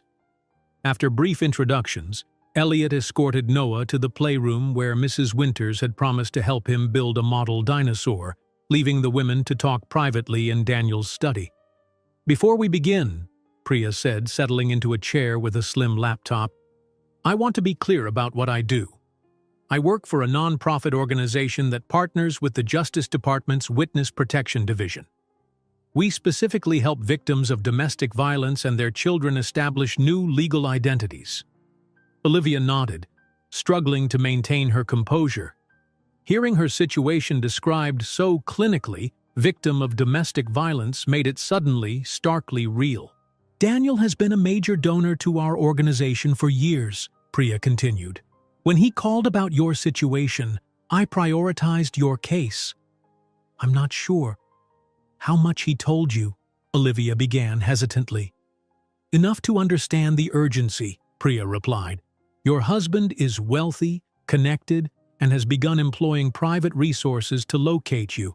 That places you in our highest risk category. A chill ran down Olivia's spine. He's that close? Not to your exact location, no, but he's narrowing the search perimeter systematically. Priya opened her laptop. Which is why we need to move quickly. The process typically takes weeks, but we can expedite in high-risk cases like yours. Over the next hour, Priya outlined the process. New social security numbers, birth certificates, driver's license, bank accounts, credit history, an entire paper trail built from scratch but legitimized through official channels. This isn't identity theft or fraud, Priya emphasized. These are legal identities issued through federal programs designed for witness protection and similar situations. You'll have to choose new names, first and last, for both yourself and Noah. The magnitude of the decision overwhelmed Olivia. How do you just choose a new name for yourself, for your child? Priya's expression softened. It's one of the hardest parts. Some people choose names with personal meaning but no obvious connection to their past. Others select something completely random. There's no right answer. And what about our history? My employment record? Noah's birth? We create a plausible backstory. The trick is keeping it simple, close enough to the truth that you won't trip yourself up, but with key details changed to prevent tracking. Priya pulled out a form. For instance, instead of being from your actual hometown, we might place your origin in a similar town in another state. Instead of teaching 3rd grade, perhaps you taught 4th. The conversation continued, delving into increasingly specific details of their lives and how they might be reimagined. By the time Priya packed up her materials, Olivia's head was spinning with possibilities and implications. Take a few days to consider potential names, Priya advised. I'll return on Thursday to finalize the paperwork.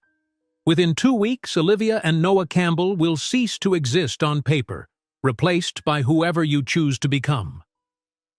After showing Priya out, Olivia stood in the foyer, momentarily paralyzed by the weight of the decision before her. A new name, a new history, a complete severance from everything and everyone she'd ever known, except Noah. Are you okay? She turned to find Daniel watching her with concern, having apparently returned from work early. Just processing, she admitted. It's a lot. I can only imagine, he said, keeping a respectful distance. For what it's worth, I think you're making the right choice. Do I have a choice? The words came out more bitterly than she'd intended. We always have choices, Daniel replied gently. They're just rarely choices between perfect options. Sometimes it's choosing between difficult paths, picking the one that leads to the best possible future. His perspective calmed her somewhat. This wasn't surrender, it was strategy. Thank you for arranging all this, she said, for everything you've done for us. It's the least I can do, Daniel replied. No one should have to face this kind of situation alone. Something in his tone caught her attention. You sound like you're speaking from experience. A shadow crossed his face. Not personally, no, but my sister. He paused. She wasn't as fortunate as you. She didn't get out in time. Understanding dawned on Olivia. I'm so sorry. It was 12 years ago, Daniel said, his voice carefully controlled. Claire was brilliant, beautiful, had her whole life ahead of her, but her husband, he shook his head. After she died, I promised myself I'd do whatever I could to help others in similar situations. Suddenly, his immediate willingness to help her, a complete stranger, made perfect sense. The security systems, the connections with organizations like Priya's, his instinctive understanding of the dynamics of abuse, they all stemmed from personal tragedy. That's why you started supporting Priya's organization, Olivia realized. Daniel nodded, and several others. It doesn't bring Claire back, but it gives her death some meaning. Without thinking, Olivia reached out and squeezed his hand. She would be proud of you. An emotion she couldn't quite identify flickered across Daniel's face before he gently returned the pressure of her fingers. Thank you for saying that.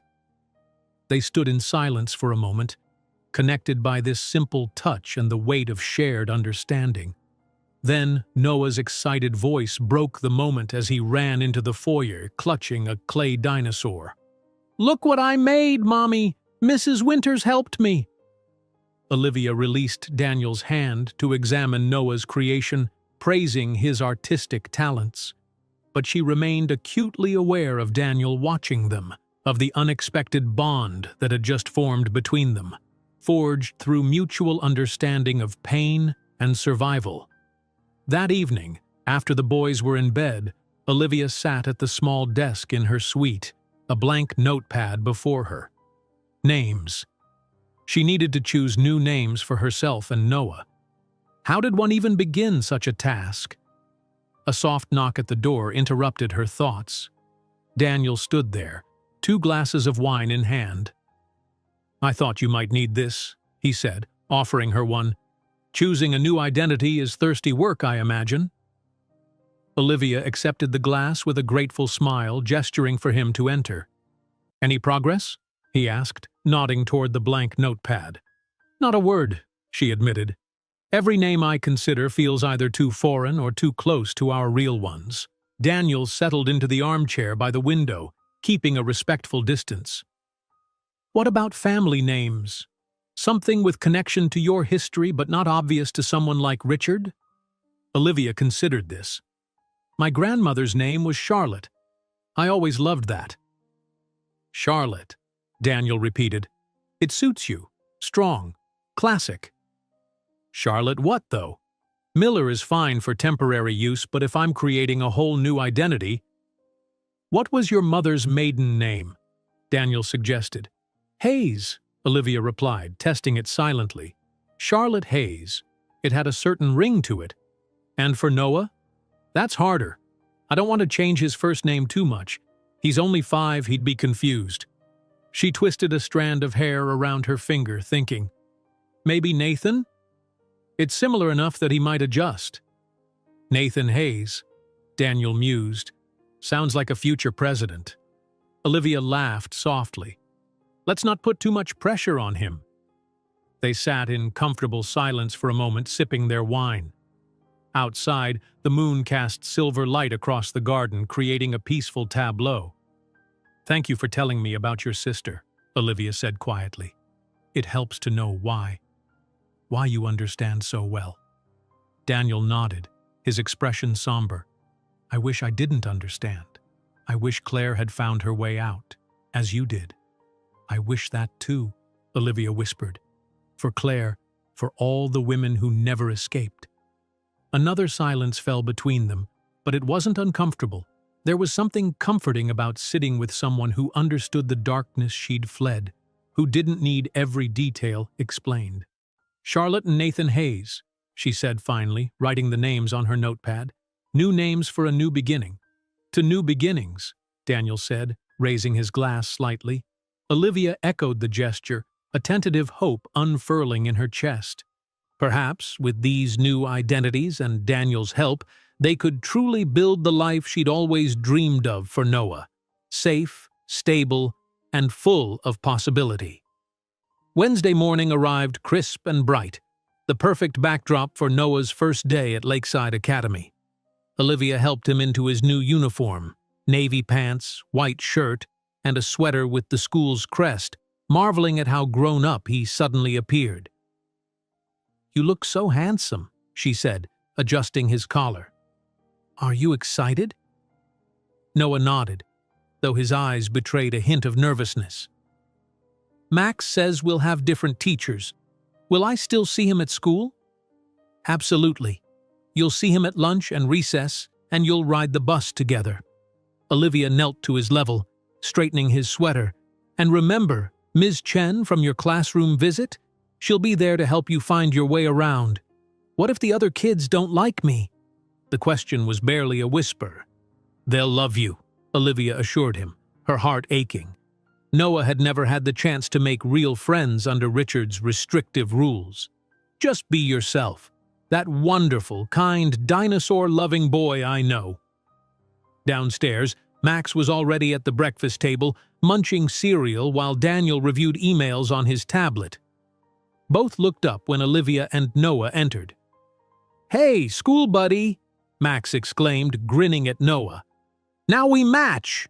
Daniel set aside his tablet, giving Noah his full attention. "First day of school. That's a big milestone. How are you feeling, buddy?"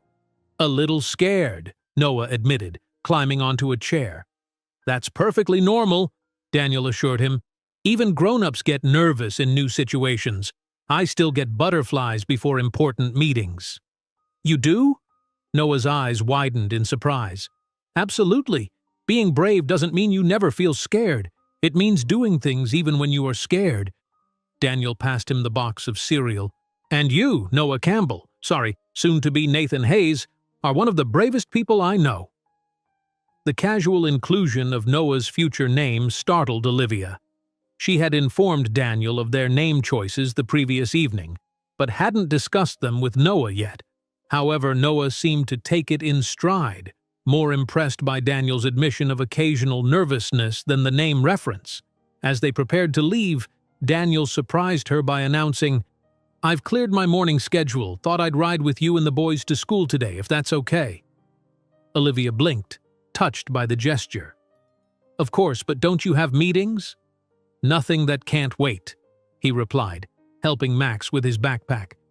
"Some things are more important than quarterly projections." The moment felt significant, a direct contrast to Richard, who had never attended a single school event, claiming his work was too important to be interrupted by childish milestones. The car ride was filled with Max's animated descriptions of the school cafeteria, playground rules, and which teachers were super strict versus super cool. Noah listened with rapt attention, asking occasional questions that revealed his underlying anxieties. "What if I can't find the bathroom?" "Just ask your teacher," Max advised solemnly. "That's what the kindergartners always do." At the school gates, security was visible but unobtrusive. The same guard from their previous visit, Mr. Dennis, checked their IDs, greeting Max by name and welcoming Noah with a warm smile. Inside, Dr. Winters was waiting to personally escort Noah to his classroom. "We're delighted to have you joining us, Noah," she said, offering her hand to shake, a gesture that made him stand a little taller. Olivia knelt for a goodbye hug, expecting tears or clinginess. Instead, Noah gave her a quick squeeze before turning eagerly to follow Dr. Winters, only glancing back once with a small wave. "He'll be fine," Daniel reassured her as they watched Noah disappear down the hallway, Max having already raced off to join his friends. "The school will call if there's any problem." Back in the car, Olivia found herself blinking back unexpected tears. "I didn't expect it to be so emotional," she admitted. "He's been through so much chaos, and he just walked into that school like it was the most natural thing in the world." "Kids are incredibly resilient," Daniel said. "But don't mistake his bravery for absence of feeling. He knows you're coming back for him, which makes all the difference." The certainty in his voice made Olivia glance at him curiously. "You speak as if from experience." "In a way." Daniel's gaze remained on the passing scenery. "After my sister died, her husband wanted nothing to do with their daughter. My niece, Lily, came to live with me. She was 7, old enough to understand her mother was gone, but young enough to be terrified of another abandonment. I didn't realize you had a niece," Olivia said softly, suddenly understanding why Daniel had such insight into children's emotional needs. "She's in college now, NYU, thriving." Pride colored his voice. "Those first few years were tough. She'd panic if I was 5 minutes late picking her up, convinced I wasn't coming back. How did you help her through that?" "Consistency, promises kept, and time." Daniel's expression softened. "Eventually, she learned to trust that when I said I'd be there, I would be." Olivia nodded, recognizing the same approach she was trying to take with Noah. Does she know about us? Lily, I mean? In general terms, Daniel replied. She knows I'm helping a friend and her son. She'd understand better than most. The conversation shifted to more practical matters as they returned to the house. Priya would be returning tomorrow to finalize their new identity paperwork, and there were decisions to make. Bank accounts, employment history, educational background for Charlotte Hayes. I have meetings this afternoon, Daniel said as Elliot dropped them at the house, but I should be home for dinner. Will you be okay for a few hours? Of course, Olivia assured him, surprised by the question. We're safe here. Daniel seemed to hesitate. It's not just physical safety I'm concerned about. Today is a big transition for both of you. It's okay to have mixed feelings. His perceptiveness was disconcerting. She had been putting on a brave face, focusing on Noah's needs, but Daniel had somehow seen through to the swirl of emotions beneath: fear, doubt, grief for the life they were leaving behind. I'll be fine, she said, summoning a small smile. I have plenty to keep me busy. After Daniel left, Olivia spent the morning organizing Noah's new school supplies and researching the curriculum to better support his learning at home. Around noon, she received a text message from an unfamiliar number. Her heart raced until she opened it and found a photo of Noah in his classroom, grinning as he showed off a dinosaur drawing. The accompanying message read, "Thought you might like an update. He's doing great. Ms. Chen." The simple kindness of Noah's teacher brought tears to Olivia's eyes. She sent back a grateful reply, then forwarded the photo to Daniel without thinking. His response came moments later. "Future paleontologist in the making. Thanks for sharing this." The easy exchange felt so natural that Olivia barely registered its significance. She was building connections, creating a support network, doing normal things that Richard had systematically prevented for years. After lunch, she wandered into Daniel's library, drawn by the wall-to-wall bookshelves filled with everything from classic literature to modern biographies. A section on education caught her eye, reminding her of her teaching days and the passion she'd once had for shaping young minds. Selecting a book on innovative teaching methods, she settled into a comfortable chair by the window. She was deep into a chapter on project-based learning when Mrs. Winters found her. "There you are, dear," the housekeeper said warmly. "I've just had a call from the school. Nothing to worry about," she added quickly, seeing Olivia's expression. "But Noah got a little overwhelmed during outdoor time.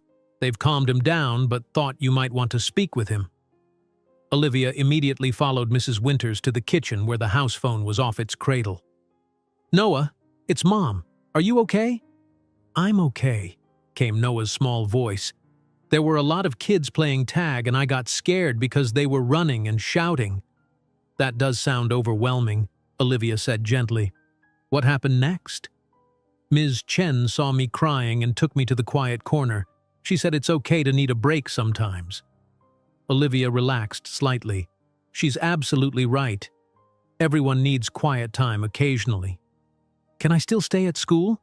I don't want to miss dinosaur center time." Pride swelled in Olivia's chest at his resilience.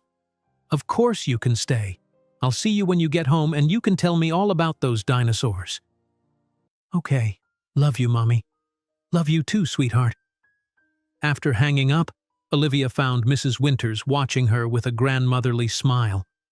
"That boy of yours has a good head on his shoulders," the older woman said. "Knowing when to ask for help is a strength, not a weakness." "Thank you," Olivia replied, touched by the observation. He's always been sensitive, but Richard, his father, saw that as a flaw. Mrs. Winters made a disapproving noise. "Some men mistake cruelty for strength. Daniel's not like that, thank heavens." "No," Olivia agreed softly. "He's not." The afternoon passed quickly, and soon it was time to meet the boys' school bus. Olivia waited at the end of the driveway, enjoying the autumn sunshine and the normalcy of this simple parental duty. When the bus arrived, Max bounded off first, followed by Noah, who whose face lit up at the sight of her. He ran into her arms, chattering immediately about his day, the classroom pet turtle, the new friends he'd made, the dinosaur books in the reading corner. And Ms. Chen says tomorrow we're going to start working on a special project about what we want to be when we grow up, he concluded breathlessly as they walked back to the house. That sounds wonderful, Olivia said, listening as Max joined in, explaining his own project from the previous year. The boys settled at the kitchen table with cookies and milk provided by Mrs. Winters, homework folders open before them. Watching them, Olivia was struck by how quickly they had fallen into this routine, as if they'd been brothers all their lives. The front door opened, announcing Daniel's return. The boys' excited voices called out greetings, and moments later he appeared in the kitchen doorway, suit jacket off, tie loosened, looking tired but pleased to see them. "How was the first day of school?" he asked, accepting a cookie from Mrs. Winters with a grateful smile. Noah launched into another recounting of his day, slightly embellished from the version Olivia had heard. Daniel listened attentively, asking thoughtful questions and responding with genuine interest to each of Noah's observations. "You handled that moment at recess really well," Daniel commented when Noah mentioned his overwhelming experience. "Recognizing when you need help and asking for it, that's a skill many adults never master." Noah beamed at the praise, sitting a little straighter. It struck Olivia how Daniel consistently built Noah up, finding strengths to celebrate even in moments of struggle. After the boys returned to their homework, Daniel joined Olivia by the window, voice lowered. "I got a call from my security consultant today. There's been a development." Olivia tensed immediately. "Richard?" Daniel nodded grimly. "He's definitely narrowed his search to Chicago. He's been making inquiries at higher-end hotels and private schools in the area." A cold knot formed in Olivia's stomach. Has he found Lakeside? Not yet, but it may be just a matter of time. He's being methodical. Daniel's hand came to rest reassuringly on her arm. "The good news is that Priya's expediting your paperwork. By early next week, you'll officially be Charlotte and Nathan Hayes." Olivia took a deep breath, steadying herself. "And then what? We can't hide in your house forever." "One step at a time," Daniel advised. "First, we secure your new identities. Then we discuss options, staying here longer term, finding you a place nearby, whatever feels right for you and Noah." The "we" in his statement wasn't lost on Olivia. Somehow, in just a few weeks, Daniel had become not just their host or employer, but a partner in their journey to safety. "Thank you," she said simply, unable to fully express the depth of her gratitude. Daniel squeezed her arm gently. "You're doing all the hard work. I'm just providing a safe space for you to do it." That evening, after dinner and bedtime stories, Olivia sat with Daniel on the back patio, watching the sunset paint the sky in shades of pink and gold. A comfortable silence stretched between them, broken only by the distant sound of traffic and the chirping of crickets. "I almost forgot what this feels like," Olivia said finally. What feels like?" "Peace, safety," she gestured vaguely, being able to sit quietly without scanning for signs of someone's mood changing. Daniel nodded in understanding. "Hypervigilance. Lily had it too after Claire died. Always watching, always on alert." "Does it ever go away completely?" Olivia asked, genuinely curious. "I'm not sure," Daniel admitted. "It fades, becomes less consuming. Lily still has moments, certain sounds or situations can trigger her, but she's learned to recognize them for what they are. Echoes, not present dangers." Olivia considered this, watching as the first stars appeared in the darkening sky. "I want that for Noah, to be able to distinguish between past fears and present reality." "He will," Daniel assured her. "Kids pick up on the emotional climate around them. As you heal, he'll follow your lead." The simple confidence in his statement warmed her. Not if she healed, but as she healed, as if her recovery was a certainty, not a distant possibility. "When did you become so wise about trauma recovery?" she asked with a small smile. Daniel chuckled softly. Lots of therapy. For Lily, for myself, and mistakes. Many, many mistakes that taught me what not to do. You seem to be doing pretty well, Olivia observed, looking toward the house where both boys slept peacefully. Some days are better than others, he replied with a shrug. Parenthood doesn't come with a manual. If it did, I'd be requesting a refund on my copy, Olivia joked, surprising herself with the lightness in her tone. Daniel laughed, the sound rich and genuine in the quiet evening. I'd be right behind you in that line. As darkness settled around them, Olivia felt something shifting in her chest, a loosening of the tight coil of fear that had been her constant companion for so long. Here, in this moment, with this man who asked nothing of her but welcomed everything she offered, she could imagine a future beyond survival. Tomorrow would bring more challenges, finalizing their new identities, continuing to watch for signs of Richard's pursuit, helping Noah adjust to his new school. But tonight, under a canopy of stars, Olivia allowed herself to simply be present, neither running from the past nor anxiously anticipating the future. And that perhaps was the greatest gift Daniel had given them: space to breathe, to heal, to begin again. Thursday afternoon brought Priya back to Daniel's house with a portfolio of documents. Olivia sat at the dining room table, Noah safely at school as they finalized the paperwork that would transform them into Charlotte and Nathan Hayes. These are your new birth certificates, Priya explained, sliding documents across the table. Charlotte Hayes, born in Portland, Oregon. Nathan Hayes, born in Chicago. We kept his birth date the same. Changing that would be too confusing for him at this age. Olivia ran her fingers over the official-looking documents, marveling at how authentic they appeared. These look so real. They are real, Priya emphasized. Legally issued through the federal program. The originals will be filed in the appropriate state offices. These are your certified copies. Next came Social Security cards. A driver's license for Charlotte with Olivia's photograph but her new name, bank account documents, and even a manufactured employment history showing Charlotte Hayes as a fourth-grade teacher at a small private school in Portland for 6 years before taking a sabbatical.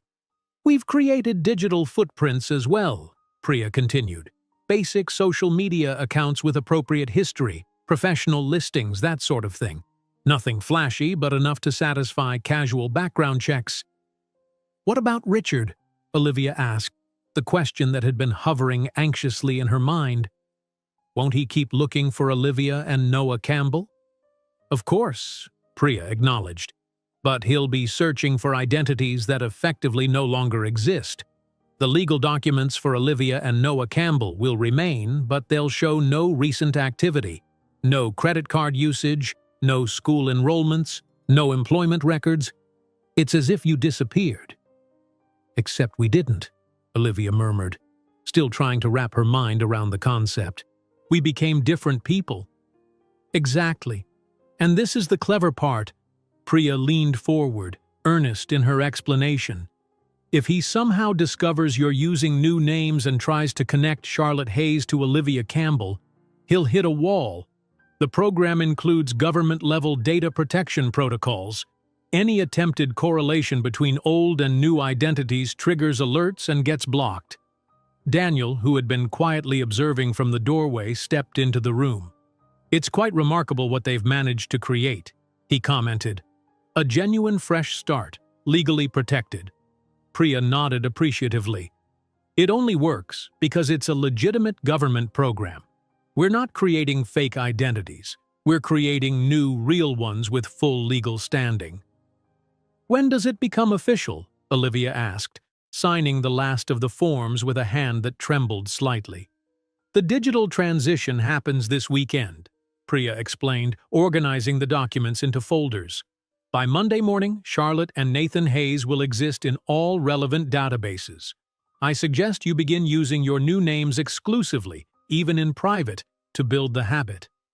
After Priya left, Olivia, now officially beginning her transition to Charlotte, stood at the window, watching the security gate at the end of the driveway with unfocused eyes. "Are you all right?" Daniel asked gently, coming to stand beside her. "I don't know," she admitted. "It feels both liberating and terrifying, like I'm killing Olivia to save her." "You're not erasing who you are," Daniel said, "just changing how the world identifies you. But what about the people from my past? My mother, my few friends?" "Once you're settled and secure, there are ways to selectively reconnect," Daniel assured her. "Priya's organization can help with that too, facilitating safe communication with trusted individuals." Charlotte nodded, knowing he was right but still feeling the weight of what they were doing. Her entire history, teaching credentials, college diploma, even her wedding album, not that she wanted that, all rendered irrelevant in the stroke of a bureaucratic pen. "I should practice saying it," she said suddenly. "My name is Charlotte Hayes. I'm a teacher from Portland, Oregon. I have a son named Nathan."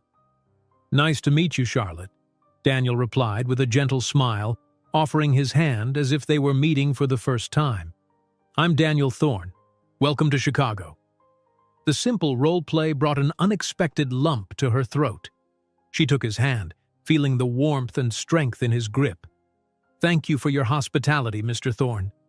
They held the handshake a moment longer than necessary, something unspoken passing between them. Daniel's eyes, that striking blue that had first caught her attention on the plane, held a warmth that made Charlotte's heart beat faster. The moment was broken by the chiming of the security system, announcing the school bus's arrival. They stepped apart quickly, Charlotte feeling a flush rising to her cheeks. "I should go meet Nathan," she corrected herself, moving toward the door. "I'll come with you," Daniel said, following her outside. The boys bounded off the bus, full of stories about their day. Max had earned a gold star for his math work. Nathan, as they now had to call him, had been chosen as line leader. Their chatter filled the house with energy as they settled at the kitchen table for snacks. "Mom, can we go to the park this weekend?" Nathan asked, reaching for another cookie. "Max says there's one with a really big slide near here."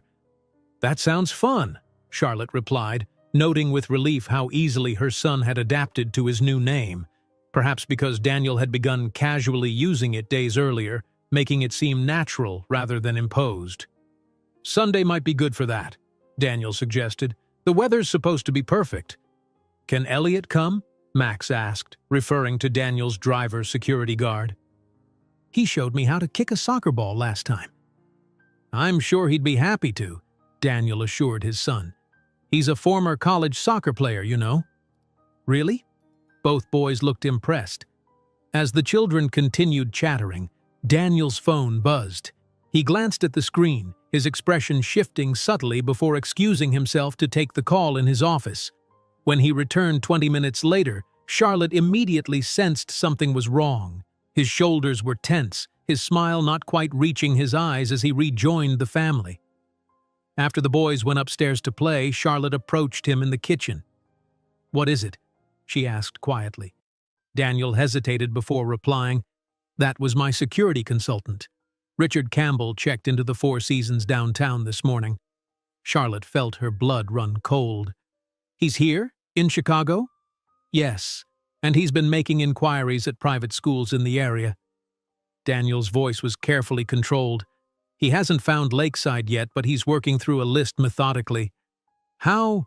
Charlotte's voice caught. "How did he trace us here?" "We're not sure.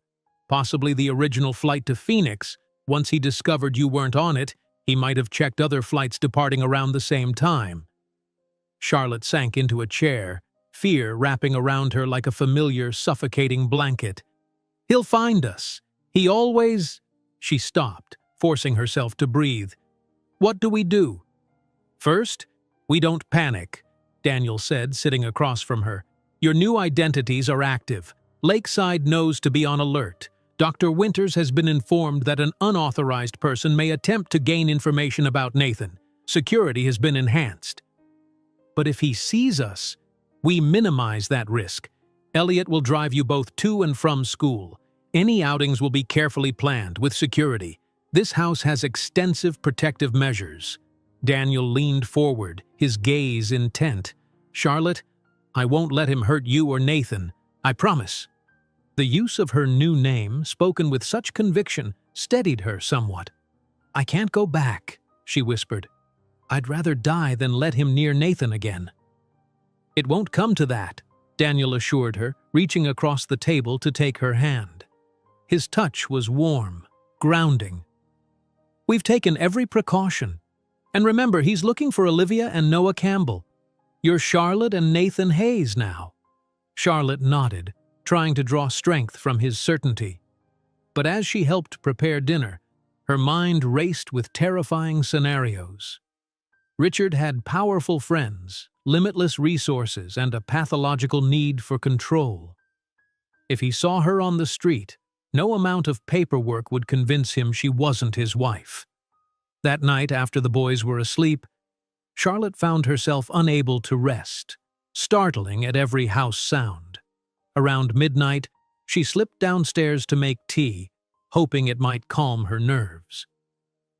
The kitchen was dimly lit by the nightlight they kept on for the boys. Charlotte filled the kettle, moving quietly so as not to wake anyone. As she reached for a mug, a sound from the doorway made her jump, nearly dropping it. Sorry, Daniel said softly, stepping into the light. Didn't mean to startle you. He was dressed in sweatpants and a t-shirt, hair slightly rumpled from sleep.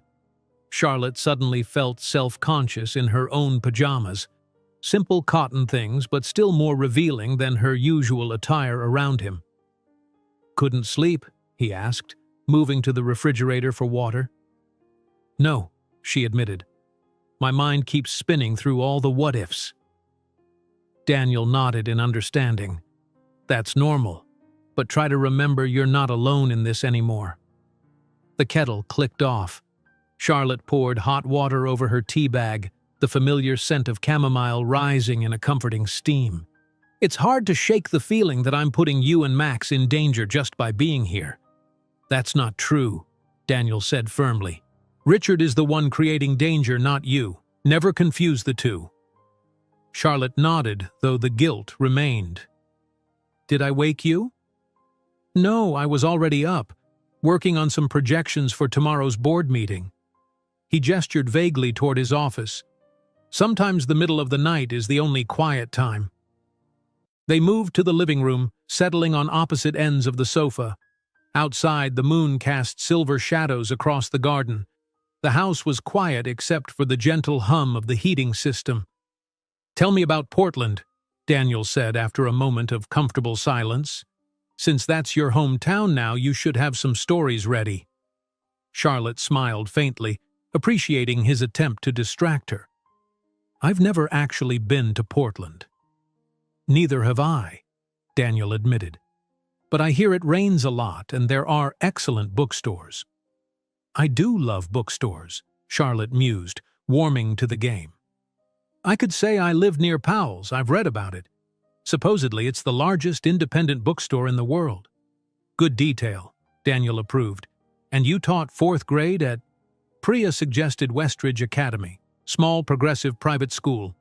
Charlotte sipped her tea. My specialty was literature and creative writing. Perfect for you, Daniel nodded. You have that nurturing quality good teachers need. The simple compliment warmed her more than the tea. Thank you. I did love teaching before Richard, Daniel finished when she trailed off. Yes, he thought teaching was beneath me, or rather, beneath him, since I was merely an extension of his image. The old bitterness crept into her voice. The banker's wife couldn't possibly work with grubby children for a modest salary. His loss, Daniel said, and the students' loss too. You would have continued inspiring generations of children if not for his ego. Maybe Charlotte Hayes will teach again someday, she said softly, surprising herself with the thought. I have no doubt she will, Daniel replied with a certainty that made her smile. They talked for another hour, the conversation flowing easily from Charlotte's fabricated backstory to Daniel's real one, growing up in Michigan, losing his parents in college, building his company from a coding project in his garage to the technology powerhouse it was today. "I should try to sleep," Charlotte said finally, noticing the clock showing nearly 2 a.m. "Nathan will be up by 7, full of energy." "Of course," Daniel said, standing when she did.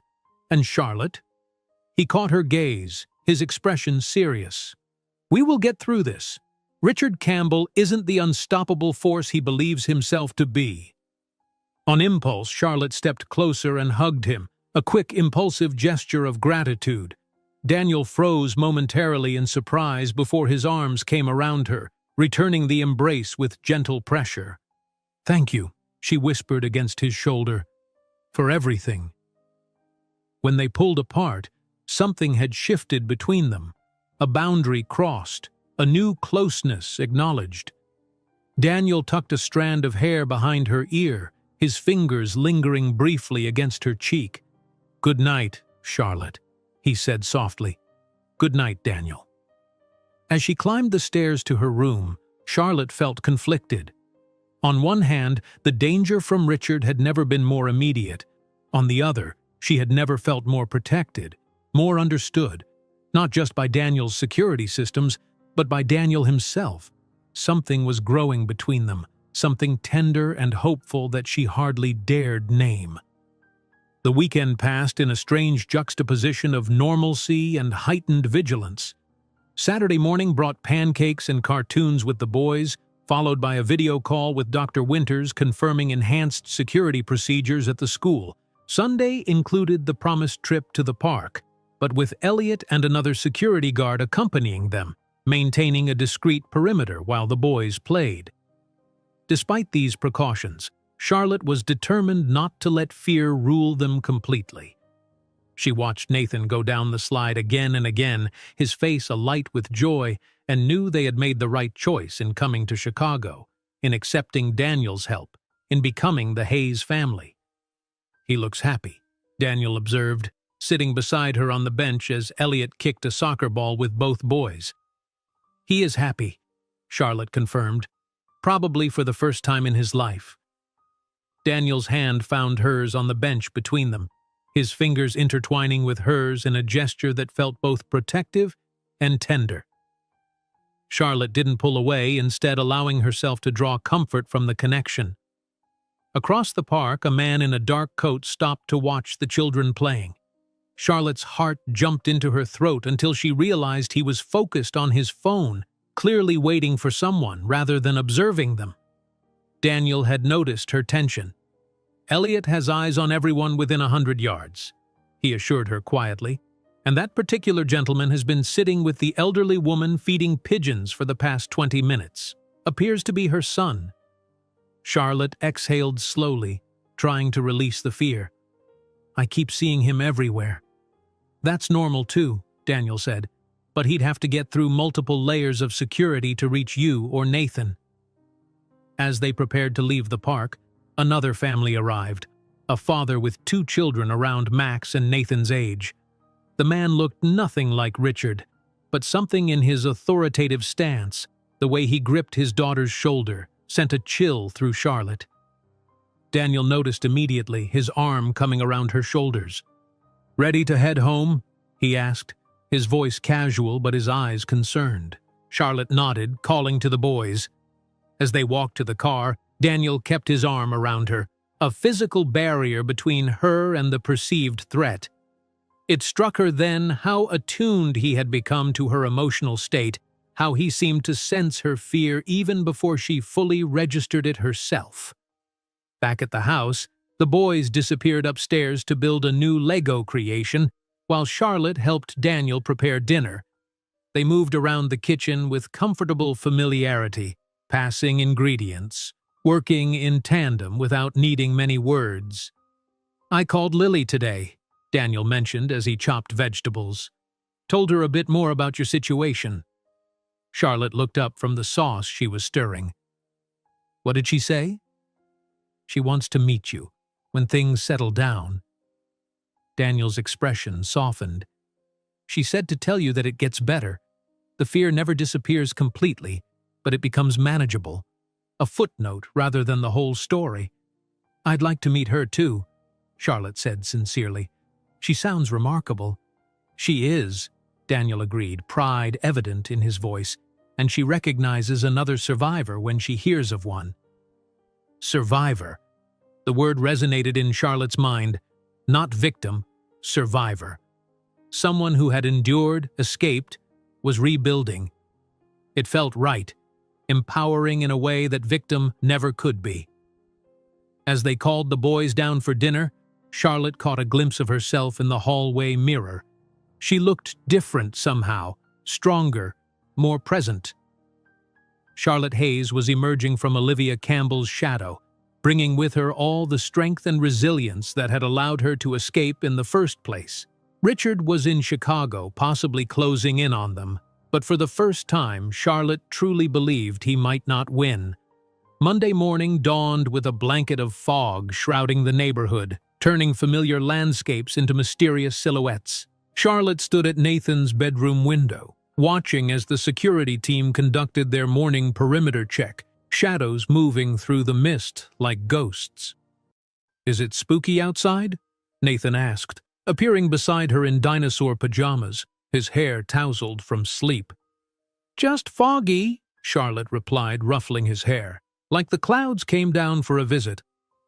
Breakfast was its usual controlled chaos, Max spilling cereal, Nathan chattering about the class pet turtle, Daniel reviewing emails on his tablet while somehow managing to remain fully engaged in the boys' conversation. Charlotte marveled at the comfortable routine they'd established in such a short time. "Elliot will drive you to school today," Daniel reminded the boys as they finished eating, "and pick you up this afternoon." "Because of the bad man?"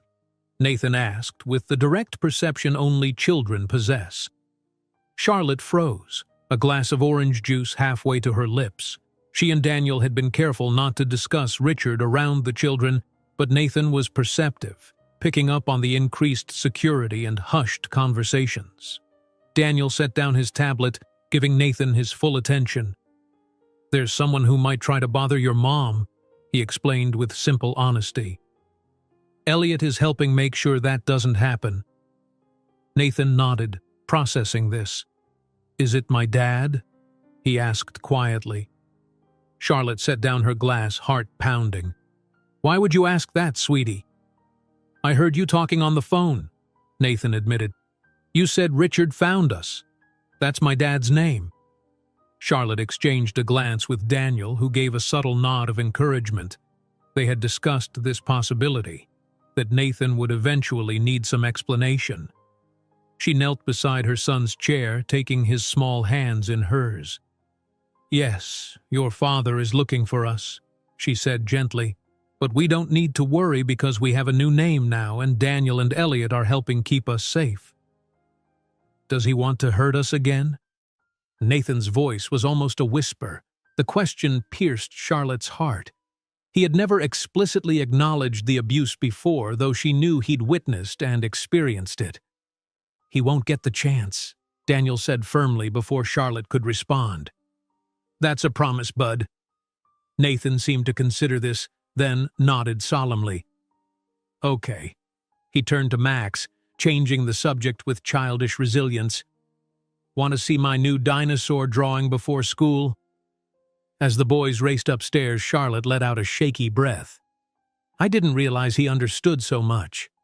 "Kids always do," Daniel said, coming to stand beside her. "They just process it differently. I've tried so hard to protect him." "You have protected him," Daniel assured her. "You got him out. That's what matters." The school drop-off proceeded smoothly, with Elliot escorting the boys directly to the entrance where Dr. Winters was waiting. Charlotte watched through the car window, anxiety gnawing at her despite the visible security measures. "They'll be fine," Elliot said as they pulled away, his eyes constantly scanning their surroundings. "The school is locked down tight, and I'll be back to get them well before dismissal." Back at the house, Charlotte tried to focus on practical tasks, laundry, meal planning, reviewing Nathan's homework, but found herself repeatedly checking the security monitors that showed the property's perimeter. Every unfamiliar car on the street, every delivery person at a neighbor's house set her nerves on edge. Around noon, Daniel called from work. "Just checking in," he said, his voice a welcome anchor to reality. "Everything okay there?" "Quiet," Charlotte reported. "Too quiet, maybe. I keep jumping at shadows." "That's understandable." There was a pause, then, "I have to attend a client dinner tonight. I was going to cancel, but my security team thinks maintaining normal routines is better than any sudden changes that might attract attention." "Of course," Charlotte agreed quickly. "We'll be fine. The house is secure, and Mrs. Winters is staying late to help with dinner and bedtime." "I won't be late," Daniel promised, "and Elliot will be there the entire time." After they hung up, Charlotte wandered to the library, seeking distraction in books. She selected a novel she'd been meaning to read and settled into a comfortable chair, but found herself reading the same paragraph repeatedly, unable to focus. Her mind kept circling back to the image of Richard in Chicago, methodically searching for them. She could picture him perfectly, immaculate in his tailored suits, charming hotel staff and school administrators with his practiced smile, showing photographs of his beloved missing wife and son, with tears in his eyes that never quite reached his soul. The security system chimed, announcing a visitor. Charlotte's heart leaped into her throat until she checked the monitor and saw it was only a delivery truck with a package. Elliot intercepted the driver at the gate, examining the package thoroughly before bringing it to the house. "It's from Mr. Thorne," he explained, handing her the box. "Ordered it for the boys." Inside was a sophisticated model dinosaur kit for Nathan and a solar system building set for Max, with a note in Daniel's handwriting. "A little something for after-school projects. Thought they might enjoy building these together." D. The thoughtfulness of the gesture brought unexpected tears to Charlotte's eyes. It wasn't just the gifts themselves, but the understanding behind them. Daniel, recognizing Nathan's dinosaur obsession and Max's interest in space, providing something they could work on collaboratively. When Elliot brought the boys home from school, their excited reaction to the gifts confirmed Daniel's insight. They spread the parts across the dining table, heads bent together in concentration as they sorted pieces and studied instructions. Charlotte prepared dinner with Mrs. Winters, the older woman regaling her with stories of Daniel's early days with Max. "That poor child was so quiet when he first came," she recalled, deftly chopping vegetables. "Wouldn't speak above a whisper. Daniel was at his wits' end, worried sick about him." "What changed?" Charlotte asked, genuinely curious about the confident, chatty Max she knew now.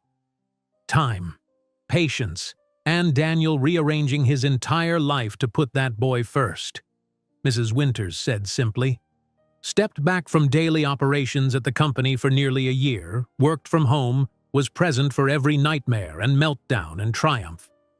It aligned perfectly with what Charlotte had observed of Daniel, his instinctive understanding of children's emotional needs, his consistent prioritization of Max's well-being over business demands. After dinner, as she supervised the boys' bath time and bedtime routine, Charlotte found herself wondering what it would be like to stay, not temporarily as a refugee in need, but permanently as part of this household. The thought both thrilled and terrified her. She was tucking Nathan into bed when her phone buzzed with a text from Daniel. "Running a bit later than expected. Everything okay there?" "All fine," she replied. "Boys just going to bed. They love the models." "Glad to hear it. Should be home in about an hour." Charlotte finished the bedtime story, kissed Nathan goodnight, and checked on Max before heading downstairs. Mrs. Winters had already left, and Elliot was stationed in the security room monitoring the cameras. The house felt oddly empty without Daniel's presence. Charlotte realized how accustomed she'd grown to his company in the evenings, their conversations over dinner, the easy way they coordinated the boys' bedtime routine, the quiet talks that often extended late into the night. She was loading the dishwasher when Elliot appeared in the kitchen doorway, his expression tense. "Ms. Hayes, I've just received an alert. There's a car that's circled the block 3 times in the past 15 minutes. Charlotte's hands stilled on the plate she was rinsing. Richard? Can't confirm, but it's suspicious behavior. I've notified the security team and Mr. Thorne. Elliot's posture was alert but calm. As a precaution, I'd like you to move upstairs with the boys. The second floor has additional security features. Heart racing, Charlotte dried her hands and followed Elliot up the stairs. He checked each room methodically before positioning himself at the top of the staircase. Try to act normally, he advised in a low voice. Read, watch TV, whatever you usually do. Just stay up here until we give the all clear. Charlotte nodded, retreating to her suite but leaving the door ajar to listen for any sounds from the boys' rooms. She turned on the television for background noise but kept the volume low, straining to hear anything unusual downstairs. Minutes crawled by with excruciating slowness. Charlotte jumped at a text notification, fumbling to read the message from Daniel. On my way home. Security team has eyes on the suspicious vehicle. Stay with Elliot. She was typing a reply when headlights swung across her window as a car pulled into the driveway. Elliot's voice came through the house intercom system. That's Mr. Thorne arriving. All secure. Relief flooded through her, followed almost immediately by shame at her fear. How long would she live like this, jumping at shadows, seeing Richard behind every strange car or unexpected sound? The front door opened and closed, followed by Daniel's footsteps on the stairs. He appeared in her doorway moments later, concern etched on his face. Are you okay? He asked, crossing to where she sat. Fine, Charlotte assured him, though her shaking hands betrayed her lingering anxiety. Just startled. What happened with the car? Security followed it to a hotel downtown. It wasn't Richard, just a lost rideshare driver circling while his passenger tried to figure out which house they were looking for. Daniel sat beside her, his shoulder brushing hers. False alarm! Charlotte let out a shuddering breath. I feel ridiculous. Don't, Daniel said firmly. Being vigilant is how you've survived. But I can't live like this forever, seeing threats everywhere, making the boys live in a fortress. It won't be forever, Daniel promised. Richard will eventually move on, especially when he can't find any trace of Olivia and Noah Campbell. How can you be so sure? Because men like Richard, for all their obsessive control, are fundamentally lazy, Daniel explained. When something proves too difficult, they abandon it for easier targets. His ego won't allow him to admit defeat publicly, but he'll shift his story, maybe claim you ran off with a lover or simply stop mentioning you at all. Charlotte considered this. There was truth to it. Richard did tend to lose interest in projects that didn't yield quick results, moving on to more immediately gratifying pursuits. Once the challenge faded, so did his determination. I hope you're right, she said softly. In the meantime, Daniel continued, we keep you and Nathan safe, help you build your new lives as the Hayes family, and don't let fear rule your decisions. The way he included himself so naturally in their future warmed something deep in Charlotte's chest. You make it sound simple. Not simple, he corrected with a small smile, but possible, definitely possible. They sat in comfortable silence for a moment, the tension of the evening gradually dissipating. Daniel loosened his tie, looking more relaxed than when he'd first arrived. How was your client dinner? Charlotte asked, eager to focus on normal conversation. Productive, tedious, the usual. Daniel leaned back, stretching his shoulders, though I found myself checking my watch rather obviously by the end. I wanted to get home. To check on the security situation. Charlotte nodded understanding. That, Daniel acknowledged, and because I've grown accustomed to our evening talks, missed it tonight. The simple admission sent a fluttering sensation through Charlotte's stomach. I missed it too, she confessed. Daniel's gaze held hers, something unspoken passing between them. For a breathless moment, Charlotte thought he might lean closer, might bridge the small distance separating them. Instead, he stood, breaking the spell. "You should get some rest," he said quietly. "It's been a stressful evening." Charlotte nodded, simultaneously relieved and disappointed. Whatever was growing between them was tender, fragile, and complicated by their circumstances. She was still healing, still finding her footing as Charlotte Hayes, and Daniel was technically her employer as well as her protector. "Good night, Daniel," she said as he moved toward the door. He paused, turning back. "For what it's worth, Charlotte, you handled tonight perfectly. You stayed calm, followed security protocols, kept the children safe and unaware. That's not fear controlling you, that's wisdom." His words settled something in her chest, a validation she hadn't realized she needed. "Thank you." After he left, Charlotte changed into pajamas and slipped under the covers, her thoughts swirling. The false alarm had shaken her more than she wanted to admit, bringing home just how vulnerable she still felt, despite all the security measures, despite her new identity. Yet alongside the fear was a growing certainty that she was exactly where she needed to be, in this house with Daniel and Max, building something that felt increasingly like a real home.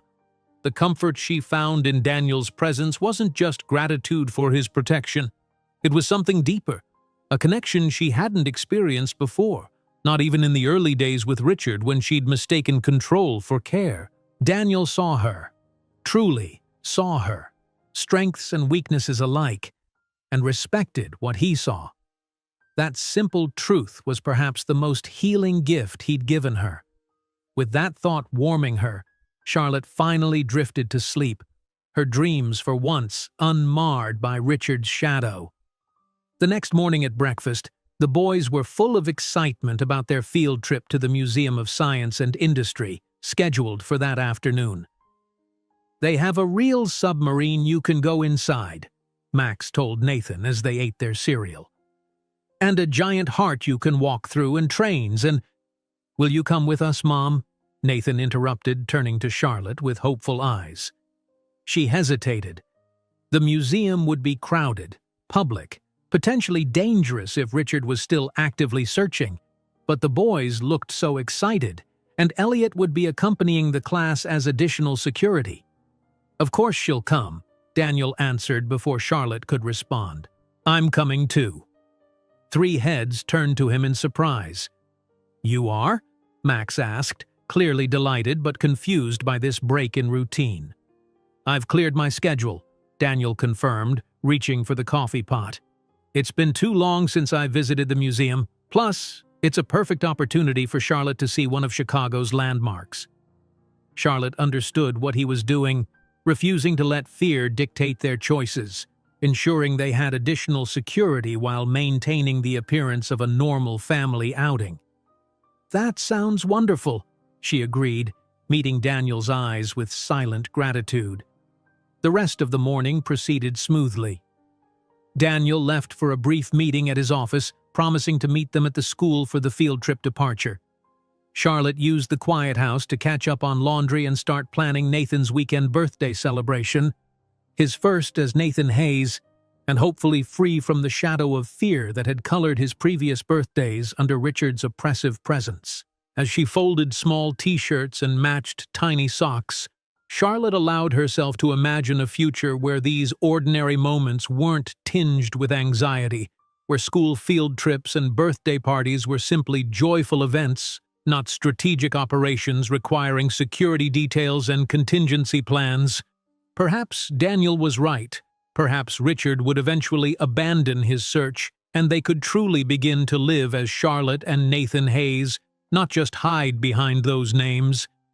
And perhaps in that future her growing feelings for Daniel might have space to blossom into something they could both acknowledge openly. For now, though, she would focus on the immediate joy of watching her son explore a museum with his best friend, protected by people who genuinely cared for their well-being.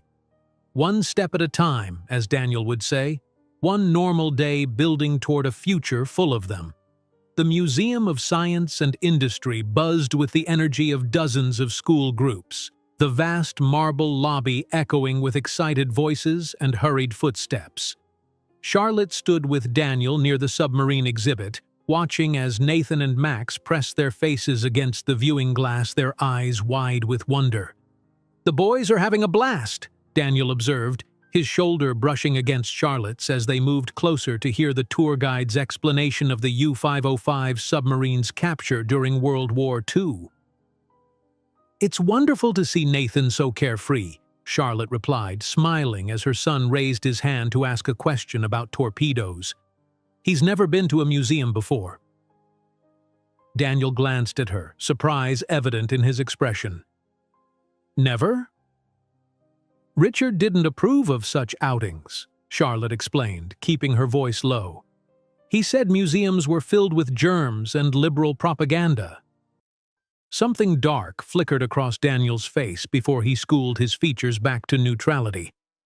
"Well, I'm glad Nathan's first museum experience includes a genuine German submarine. Nothing says liberal propaganda quite like Nazi war machinery." The dry observation startled a laugh from Charlotte, drawing curious glances from nearby parents. Daniel's ability to find humor in the absurdity of Richard's controlling behavior was oddly healing, transforming her ex-husband's oppressive rules into something laughable rather than intimidating. After the submarine tour, the class moved on to the transportation gallery, where interactive exhibits allowed the children to operate simulated trains and planes. Charlotte watched Nathan's confidence grow as he figured out the controls of a flight simulator, Max cheering him on. "I've been meaning to ask you something," Daniel said as they stood slightly apart from the group, Elliot maintaining a vigilant perimeter nearby. "Have you given any thought to what comes next, after the immediate danger passes?"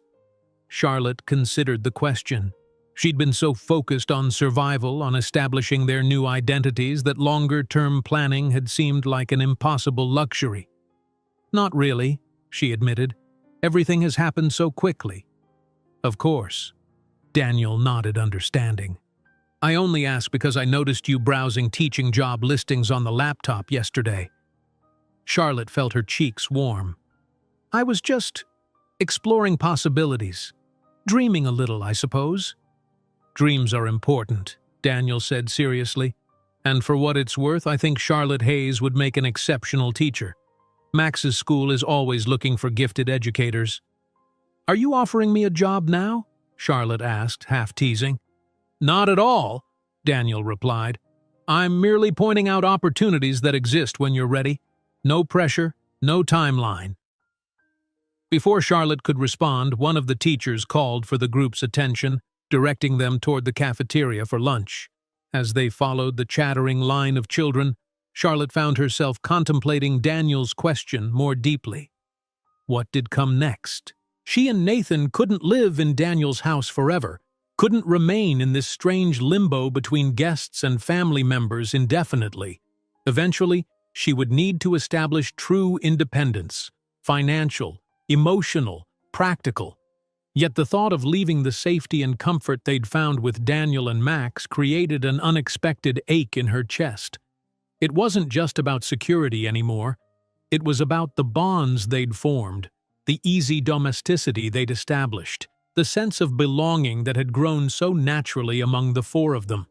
During lunch, Nathan and Max sat huddled together with their classmates, comparing notes on their favorite exhibits, while Charlotte and Daniel joined other parent chaperones at a nearby table. Charlotte noticed the curious glances from some of the mothers, assessing, speculative, and realized how they must appear, a couple, co-parenting their sons. "Ms. Hayes," Dr. Winters approached their table, her elegant presence commanding immediate respect. "I wanted to check if you're settling in well at Lakeside. Nathan seems to be thriving." "He is," Charlotte confirmed. "The school has been wonderful, so accommodating of our unique circumstances." Dr. Winters nodded understanding. "We pride ourselves on flexibility. And speaking of which, I understand you were once a teacher yourself?" Charlotte shot Daniel a questioning glance, wondering if he'd mentioned something to the headmistress. He responded with a subtle shake of his head, equally surprised by the question. "Yes," Charlotte replied cautiously. "I taught elementary school before Nathan was born." "Fascinating." Dr. Winters smiled. "We should chat sometime. We're always looking for exceptional educators, and anyone who raises a child as thoughtful and articulate as Nathan clearly has a gift with children." "Thank you," Charlotte said, genuinely touched by the compliment. "I'd like that." As Dr. Winters moved on to speak with other parents, Daniel leaned closer. "See? Not just my opinion. You've impressed one of the most discerning educators in Chicago." "It feels premature," Charlotte murmured. "Richard is still out there, still looking, starting a job, putting myself in the public eye." "Think of it as a goal," Daniel suggested.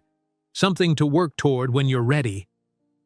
After lunch, the class continued their exploration with visits to the genetics exhibit and the famous coal mine. Throughout the afternoon, Charlotte found herself increasingly aware of Daniel's presence beside her, the warmth of his arm when it occasionally brushed hers, the way his eyes crinkled when he smiled at something the boys did, how naturally he placed a protective hand at the small of her back when crowds pressed too close. It wasn't just attraction, though that element was undeniably present. It was a deeper recognition of compatibility, of shared values and complementary temperaments.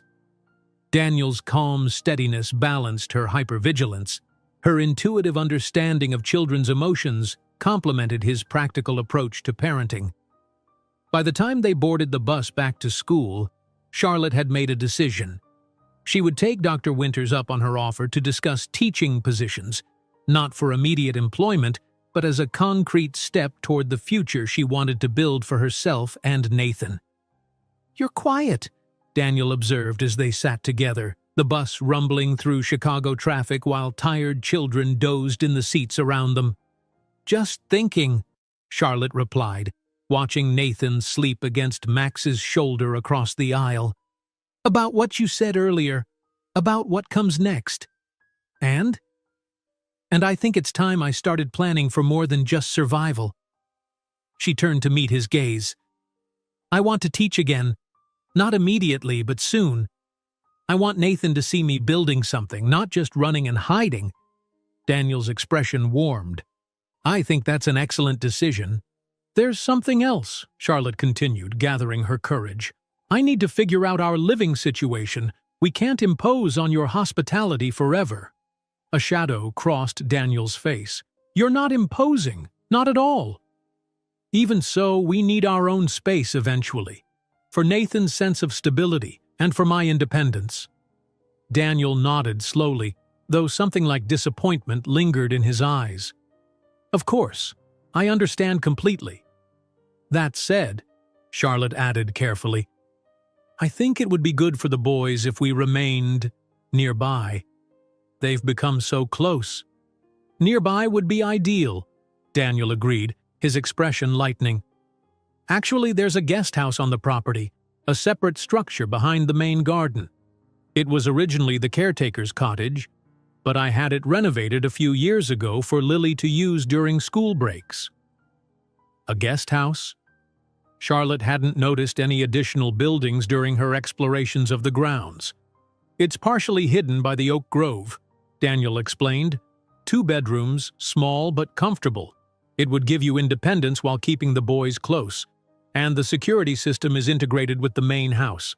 The solution seemed almost too perfect. Autonomy without isolation, separation without severance of the connections they'd formed. "I'd like to see it," Charlotte said, hope blooming in her chest. Daniel's smile was warm, genuine. "Tomorrow then, after the boys are at school." The bus arrived back at Lakeside, where parents waited to collect their children. As they helped sleepy boys gather backpacks and jackets, Charlotte noticed a black sedan idling across the street from the school gates. Something about its tinted windows and prolonged stationary position sent a whisper of unease through her. Elliot noticed it too, his posture subtly shifting as he positioned himself between Charlotte and the vehicle. "Mr. Thorne," he said quietly, "same car that followed us from the museum. Daniel's expression hardened as he scanned the street. "Get everyone into our car, now." Charlotte gathered Nathan, who was too tired to question the sudden urgency in her movements. Daniel did the same with Max, both adults maintaining calm facades as they quickly herded the boys toward their waiting vehicle. As Elliot opened the car door, the black sedan's engine revved. It pulled away from the curb, circling the block before disappearing down a side street. "Was that?" Charlotte began once they were safely inside their own car. "Can't confirm," Elliot replied tersely, eyes constantly checking the mirrors as they pulled away from the school. "But definitely suspicious. Same vehicle has appeared at 3 locations today." Charlotte's heart raced, the peaceful day suddenly overshadowed by familiar fear. She reached for Nathan's hand, finding comfort in his sleepy squeeze. Across the seat, Daniel was doing the same with Max, his other hand already on his phone as he coordinated with his security team. "Is it the bad man?" Nathan asked suddenly, more alert than Charlotte had realized. Before she could formulate a response, Daniel spoke. "We don't know, bud. But remember what I told you? No one's getting past Elliot and our security team. Your job is just to be a kid." Nathan seemed to consider this, then nodded, accepting the explanation with the simple trust of childhood. He leaned against Charlotte's side, eyes drifting closed again as the day's excitement caught up with him. "We're changing routes," Elliot announced, making an unexpected turn. Taking precautions. The drive home followed a circuitous path, doubling back and using side streets to ensure they weren't being followed. By the time they arrived at the house, both boys were fully asleep, exhausted from their day of museum adventures. Daniel carried Max while Charlotte managed Nathan, both children transferred directly to their beds without waking. After removing shoes and tucking covers around small bodies, the adults retreated to the kitchen, where Elliot was already reviewing security footage with another member of Daniel's team. Same car at the museum, the restaurant where the school group had lunch, and outside Lakeside, Elliot confirmed, pointing to time-stamped images on his tablet. Driver remained inside, windows tinted beyond legal limits, couldn't get a clear image. "Increase patrols around the property," Daniel instructed, "and I want additional security at the school tomorrow." "Already arranged," Elliot assured him. "Dr. Winters has been notified as well." After the security team departed to their stations, Daniel poured 2 glasses of wine, handing one to Charlotte. "I'm sorry about this," he said quietly. "It was a wonderful day until—" "It was still a wonderful day," Charlotte corrected him, accepting the glass. "Nathan had experiences he'll remember forever. I won't let fear steal that from him. From us." Daniel's expression softened with admiration. "You continue to amaze me, Charlotte Hayes." "I'm learning from the best," she replied with a small smile. "You're remarkably calm in crisis situations." "Practice," he said wryly, "and knowing that panic helps no one." They moved to the living room, settling on opposite ends of the sofa. Outside, darkness had fallen, and Charlotte could make out the silhouettes of security personnel patrolling the grounds. "Do you think it was Richard?" she asked finally, voicing the question that had been hovering between them. Daniel considered this. "It's possible. The timing and the focus on locations where you and Nathan were present suggest a targeted interest. But you don't sound convinced." "It's just—" Daniel frowned. "From what you've told me about Richard, he's not particularly subtle. He's used to wielding power openly, demanding what he wants. Following at a distance, observing without confronting, that doesn't align with his typical behavior patterns." Charlotte nodded slowly. "You're right. Richard is direct, even aggressive. This feels more calculated." "Which could mean it's someone he hired," Daniel concluded. "A private investigator or security contractor?" The thought sent a chill through Charlotte. Richard employing others meant he was expanding his search, using resources beyond his personal connections. "What do we do?" she asked, setting down her barely touched wine. We maintain vigilance without surrendering to fear, Daniel replied. We adjust security protocols, but we don't retreat from living.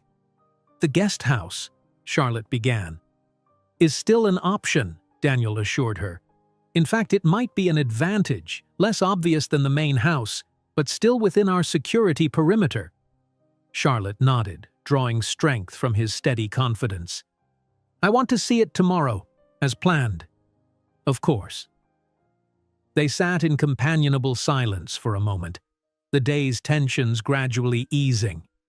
Despite the concerning development with the black sedan, Charlotte found herself feeling oddly calm in Daniel's presence, as if his certainty that they would overcome this challenge was contagious.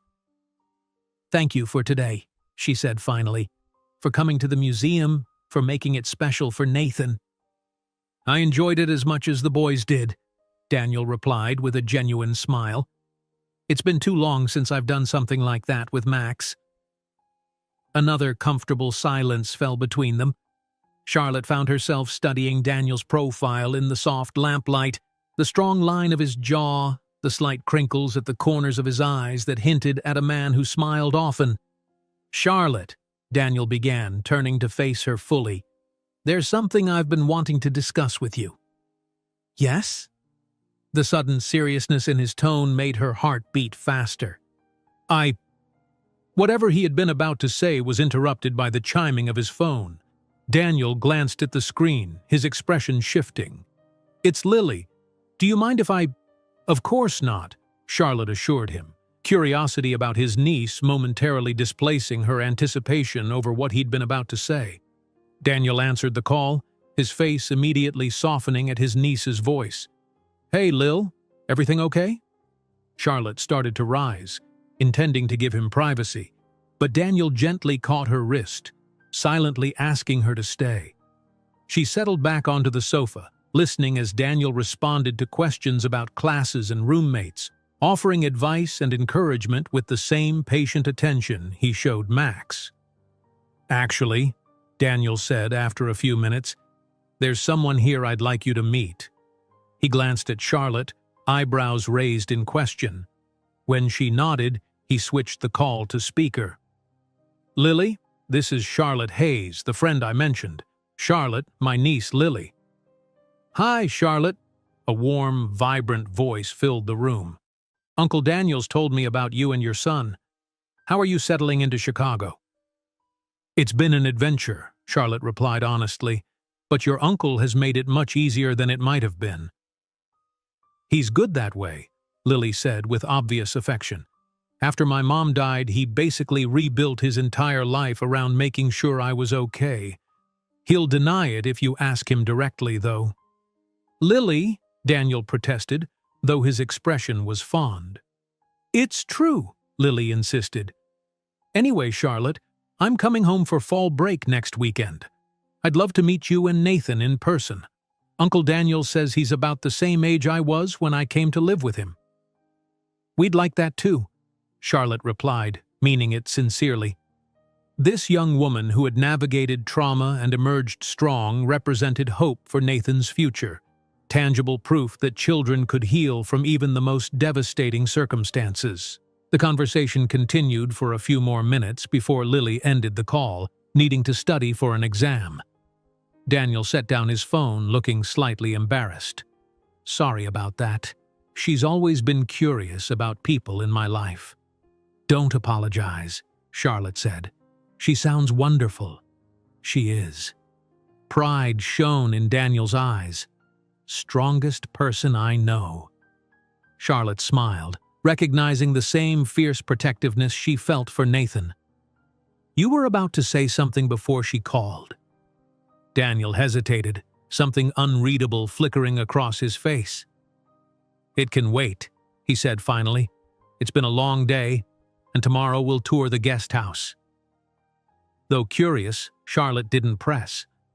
Whatever Daniel wanted to discuss, he would bring it up again when he was ready. Another small example of how different he was from Richard, who demanded immediate attention for his every thought and whim. As she prepared for bed that night, Charlotte found herself thinking about the path that had brought her here. the desperate pre-dawn escape, the wrong plane, the fortuitous meeting with a kind stranger who had become so much more.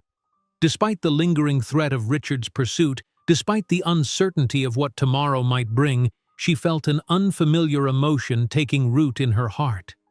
Hope, not just for survival, but for genuine happiness, for a future where Nathan grew up confident and secure, where she reclaimed her passion for teaching, where friendships and connections flourished freely, and perhaps, just perhaps, where the unspoken something growing between her and Daniel might have the chance to fully bloom. Morning sunlight filtered through the oak trees, casting dappled shadows across the stone path where Charlotte and Daniel walked. The main house was partially hidden behind them, and ahead, nestled among mature maples and flowering shrubs, stood a charming two-story cottage that Charlotte hadn't noticed during her previous explorations of the grounds. "This is beautiful," she said, taking in the fieldstone facade and large windows with shutters painted a deep forest green. "It was originally built in the 1930s, Daniel explained as they approached. "The property was much larger then, more of an estate. I had it completely renovated 3 years ago when Lily started college, updated all the systems while preserving the historic character." He unlocked the front door, revealing an interior that managed to be simultaneously cozy and elegant. The first floor featured an open-concept living area with a modern kitchen, dining space, and comfortable seating arranged around a stone fireplace. Large windows brought the garden inside, creating a seamless connection with the natural surroundings. "There are 2 bedrooms upstairs," Daniel continued, leading her toward a staircase with a wrought iron railing. "The primary suite has its own bathroom, and there's a second bath off the hallway for guests." Charlotte followed him up the stairs, her mind already imagining how she might arrange their belongings, where Nathan's toys might go, which window seat would become her favorite reading spot. The primary bedroom was spacious and airy, with windows on 2 sides offering views of both the garden and a small pond she hadn't known existed. The second bedroom was slightly smaller but equally charming, with built-in bookshelves and a window seat perfect for a child's imagination. "Nathan would love this," Charlotte murmured, touching the cushioned seat. "He could watch the wildlife by the pond from here." "Max spent hours at that window when he was younger," Daniel said with a smile. "Claimed he saw everything from foxes to fairies." Charlotte turned to him, emotion welling in her chest. "Daniel, it's perfect, but I can't possibly—" "Before you object," he interrupted gently, "I want to be clear that this isn't charity. The cottage has stood empty except for Lily's occasional visits. I'd charge you a fair rent, adjusted to a teacher's salary once you're employed. It's a practical arrangement that benefits everyone. Security for you and Nathan, proximity for the boys, a reasonable tenant for me." She studied his face, finding only sincerity there. "You've thought this through." "I have," he acknowledged, "but the decision is entirely yours. Take your time, consider all options." As they descended the stairs, Charlotte noticed framed photographs on the wall that she'd missed on their way up. Lily at various ages, from a solemn child to a confident young woman, and several of Max growing from toddler to his current age. A visual timeline of the family Daniel had built through love and commitment rather than blood. "When could we move in?" she asked as they reached the bottom, her decision already made. Daniel's face brightened. "Whenever you're ready. It's fully furnished, as you can see. We just need to bring over your personal belongings." "This weekend, then? After Lily arrives? I'd like her to meet Nathan before we make any changes." "Perfect," Daniel agreed, something like relief in his expression. "Lily will be thrilled. She's been texting me constantly since your call last night, full of questions about you both." They exited the cottage, stepping back into the dappled sunlight. The main house was visible through the trees, close enough for comfort, but far enough for independence. Charlotte could imagine Nathan running back and forth between the 2 homes, building a life where he was safe, loved, and free to simply be a child. Daniel, she said suddenly, turning to face him on the path. I want to thank you. Not just for the cottage, but for everything. When we got on that plane to Chicago, I was desperate, terrified, with no plan beyond getting away from Richard. And now, barely 6 weeks later, you've built a new life, Daniel finished for her, his blue eyes warm with admiration. You've given Nathan security, enrolled him in school, created a new identity, planned for your future career, all while dealing with constant fear and uncertainty. That wasn't me, Charlotte. That was all you. Not all me, she countered softly. I couldn't have done it without your help. Something shifted in Daniel's expression, a decision being made. There's something I've been wanting to tell you, he said, his voice taking on a different quality. I've been hesitating, worried about the timing, about adding complications to an already complex situation. Charlotte's heart quickened. You can tell me anything. The thing is, Daniel began, then paused, seeming to search for the right words. I find myself thinking about you constantly. Not just about your safety or your situation, but about your smile, your laugh, the way you read to the boys using different voices for each character, how your face lights up when Nathan learns something new. He took a step closer, close enough that Charlotte could see the varying shades of blue in his eyes. I'm falling in love with you, Charlotte. I've tried to be professional, to maintain appropriate boundaries given the circumstances, but the truth is my feelings run much deeper than friendship or concern. Charlotte stood very still, her breath caught in her throat. Of all the ways she'd imagined this day unfolding, this confession hadn't been among them. Not because she hadn't sensed the growing connection between them, but because she hadn't dared hope he felt it too. I understand if it's too soon, Daniel continued, misinterpreting her silence. You're still healing, still building your new life. The last thing I want is to pressure you or complicate things. Daniel, Charlotte interrupted softly, finding her voice at last. I'm falling in love with you too. The simple declaration hung in the air between them, transforming the morning sunlight into something golden and significant. Daniel's expression shifted from anxious to wondering. You are? Charlotte nodded, a smile spreading across her face. How could I not?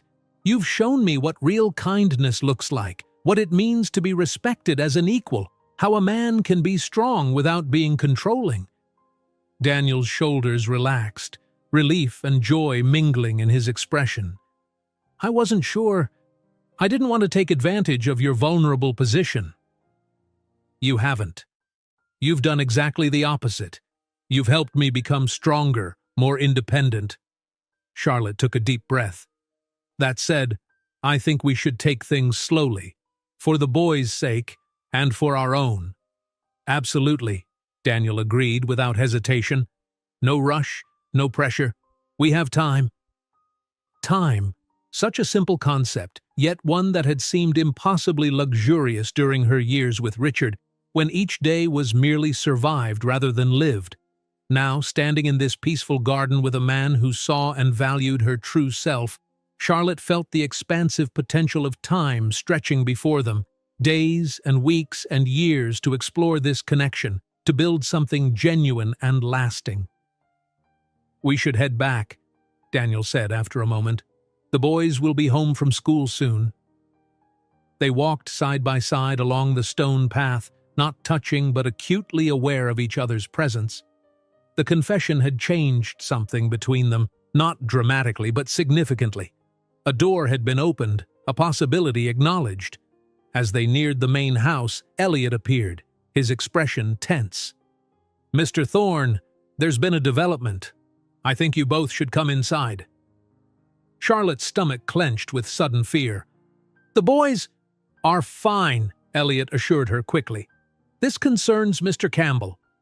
Inside, they found Priya waiting in Daniel's office, her tablet open on the desk. Thank you for coming so quickly, she said, her professional demeanor tinged with excitement. I have news that I thought you'd want to hear immediately. What is it? Charlotte asked, her mind racing with possibilities. Richard Campbell was arrested last night, Priya announced, turning her tablet to show them a news article from their hometown newspaper. Securities fraud and tax evasion. Federal charges.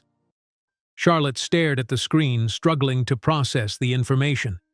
The accompanying photograph showed Richard being escorted from his office in handcuffs, his normally impeccable appearance disheveled, his expression a mixture of fury and disbelief. "How?" she began, unable to complete the question. "It appears he's been running a Ponzi scheme through his investment firm for years," Priya explained. "The FBI has been building a case for months.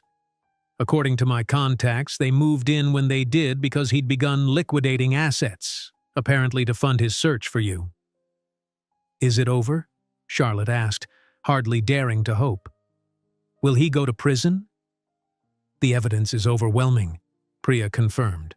"Multiple felony counts, each carrying significant prison time. He's being held without bail due to flight risk. Even with the best attorneys, he's looking at a minimum of 15 years. 15 years. Nathan would be 20 by the time Richard had any chance of freedom.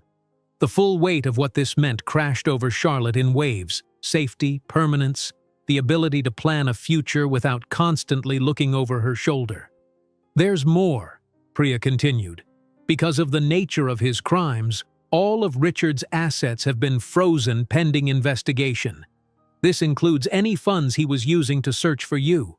His private investigators, security contractors, none of them will be paid, and they're unlikely to continue working without compensation." "What about the black sedan?" Daniel asked, his hand finding Charlotte's and squeezing gently. "My team is still investigating, but it's possible it was one of Campbell's hired investigators making a last effort before the arrests became public." Priya closed her tablet.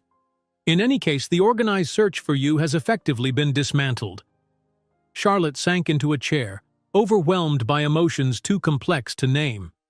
Relief, certainly, but also a strange sense of anticlimax, that after all their precautions, all their fear, Richard had been undone not by their actions but by his own criminal behavior. "Are you okay?" Daniel asked softly, crouching beside her chair. "I think so," Charlotte replied, though tears had begun to stream down her face. "It just doesn't seem real. After all this time, all this fear—" "It's over," Daniel completed her thought, gently wiping a tear from her cheek. "Richard can't hurt you or Nathan anymore." Priya cleared her throat. "There's one more thing to consider. With Richard's arrest, you have options.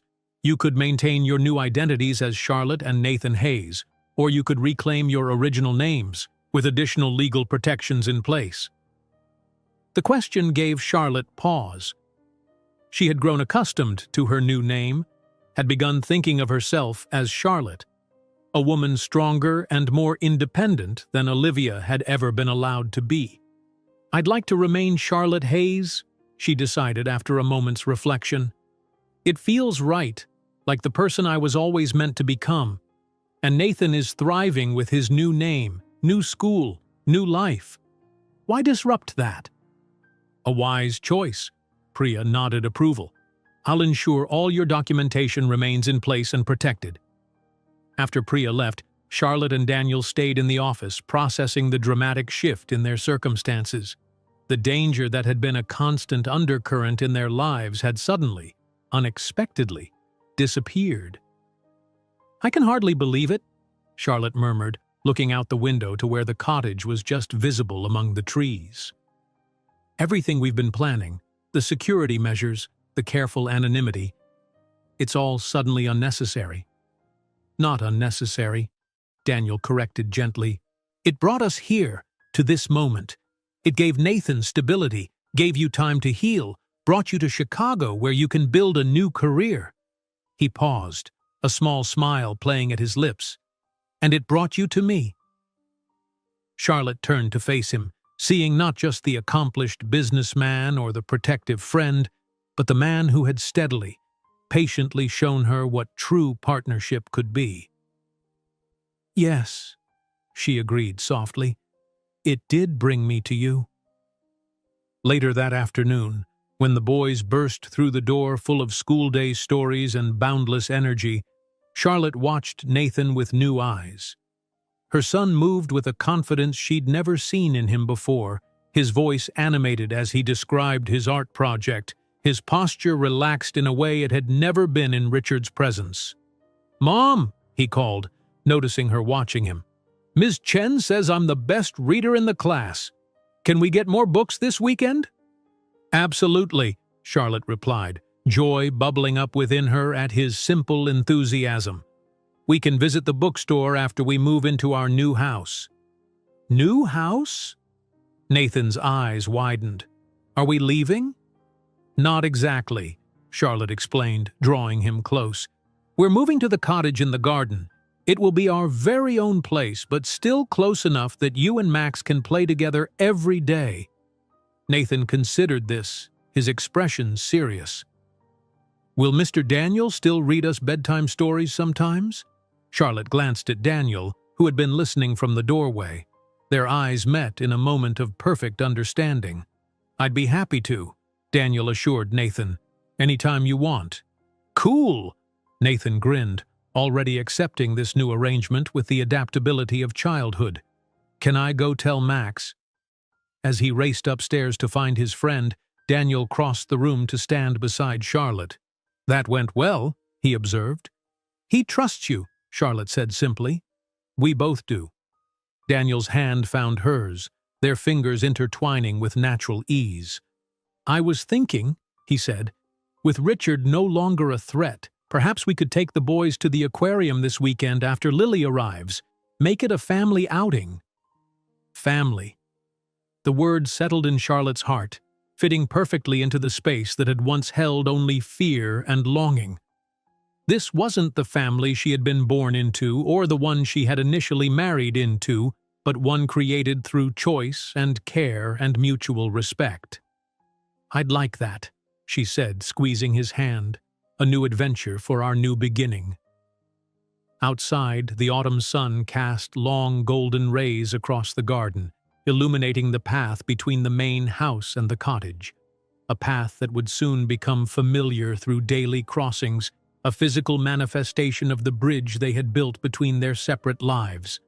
Charlotte could almost see the future unfolding: quiet evenings on the cottage porch, family dinners in Daniel's kitchen, the boys growing up together, Lily visiting on school breaks, holidays celebrated with genuine joy rather than forced performance. A life built on choice rather than fear, a love grown from respect rather than possession, a family formed through care rather than obligation.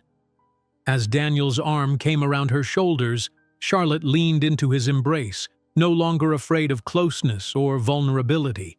The journey that had begun in desperate flight on a pre-dawn morning had come full circle, bringing her not just to safety, but to belonging. In the end, boarding the wrong plane had led her exactly where she needed to be. If you enjoyed this story, don't miss the next one. Just click on the screen.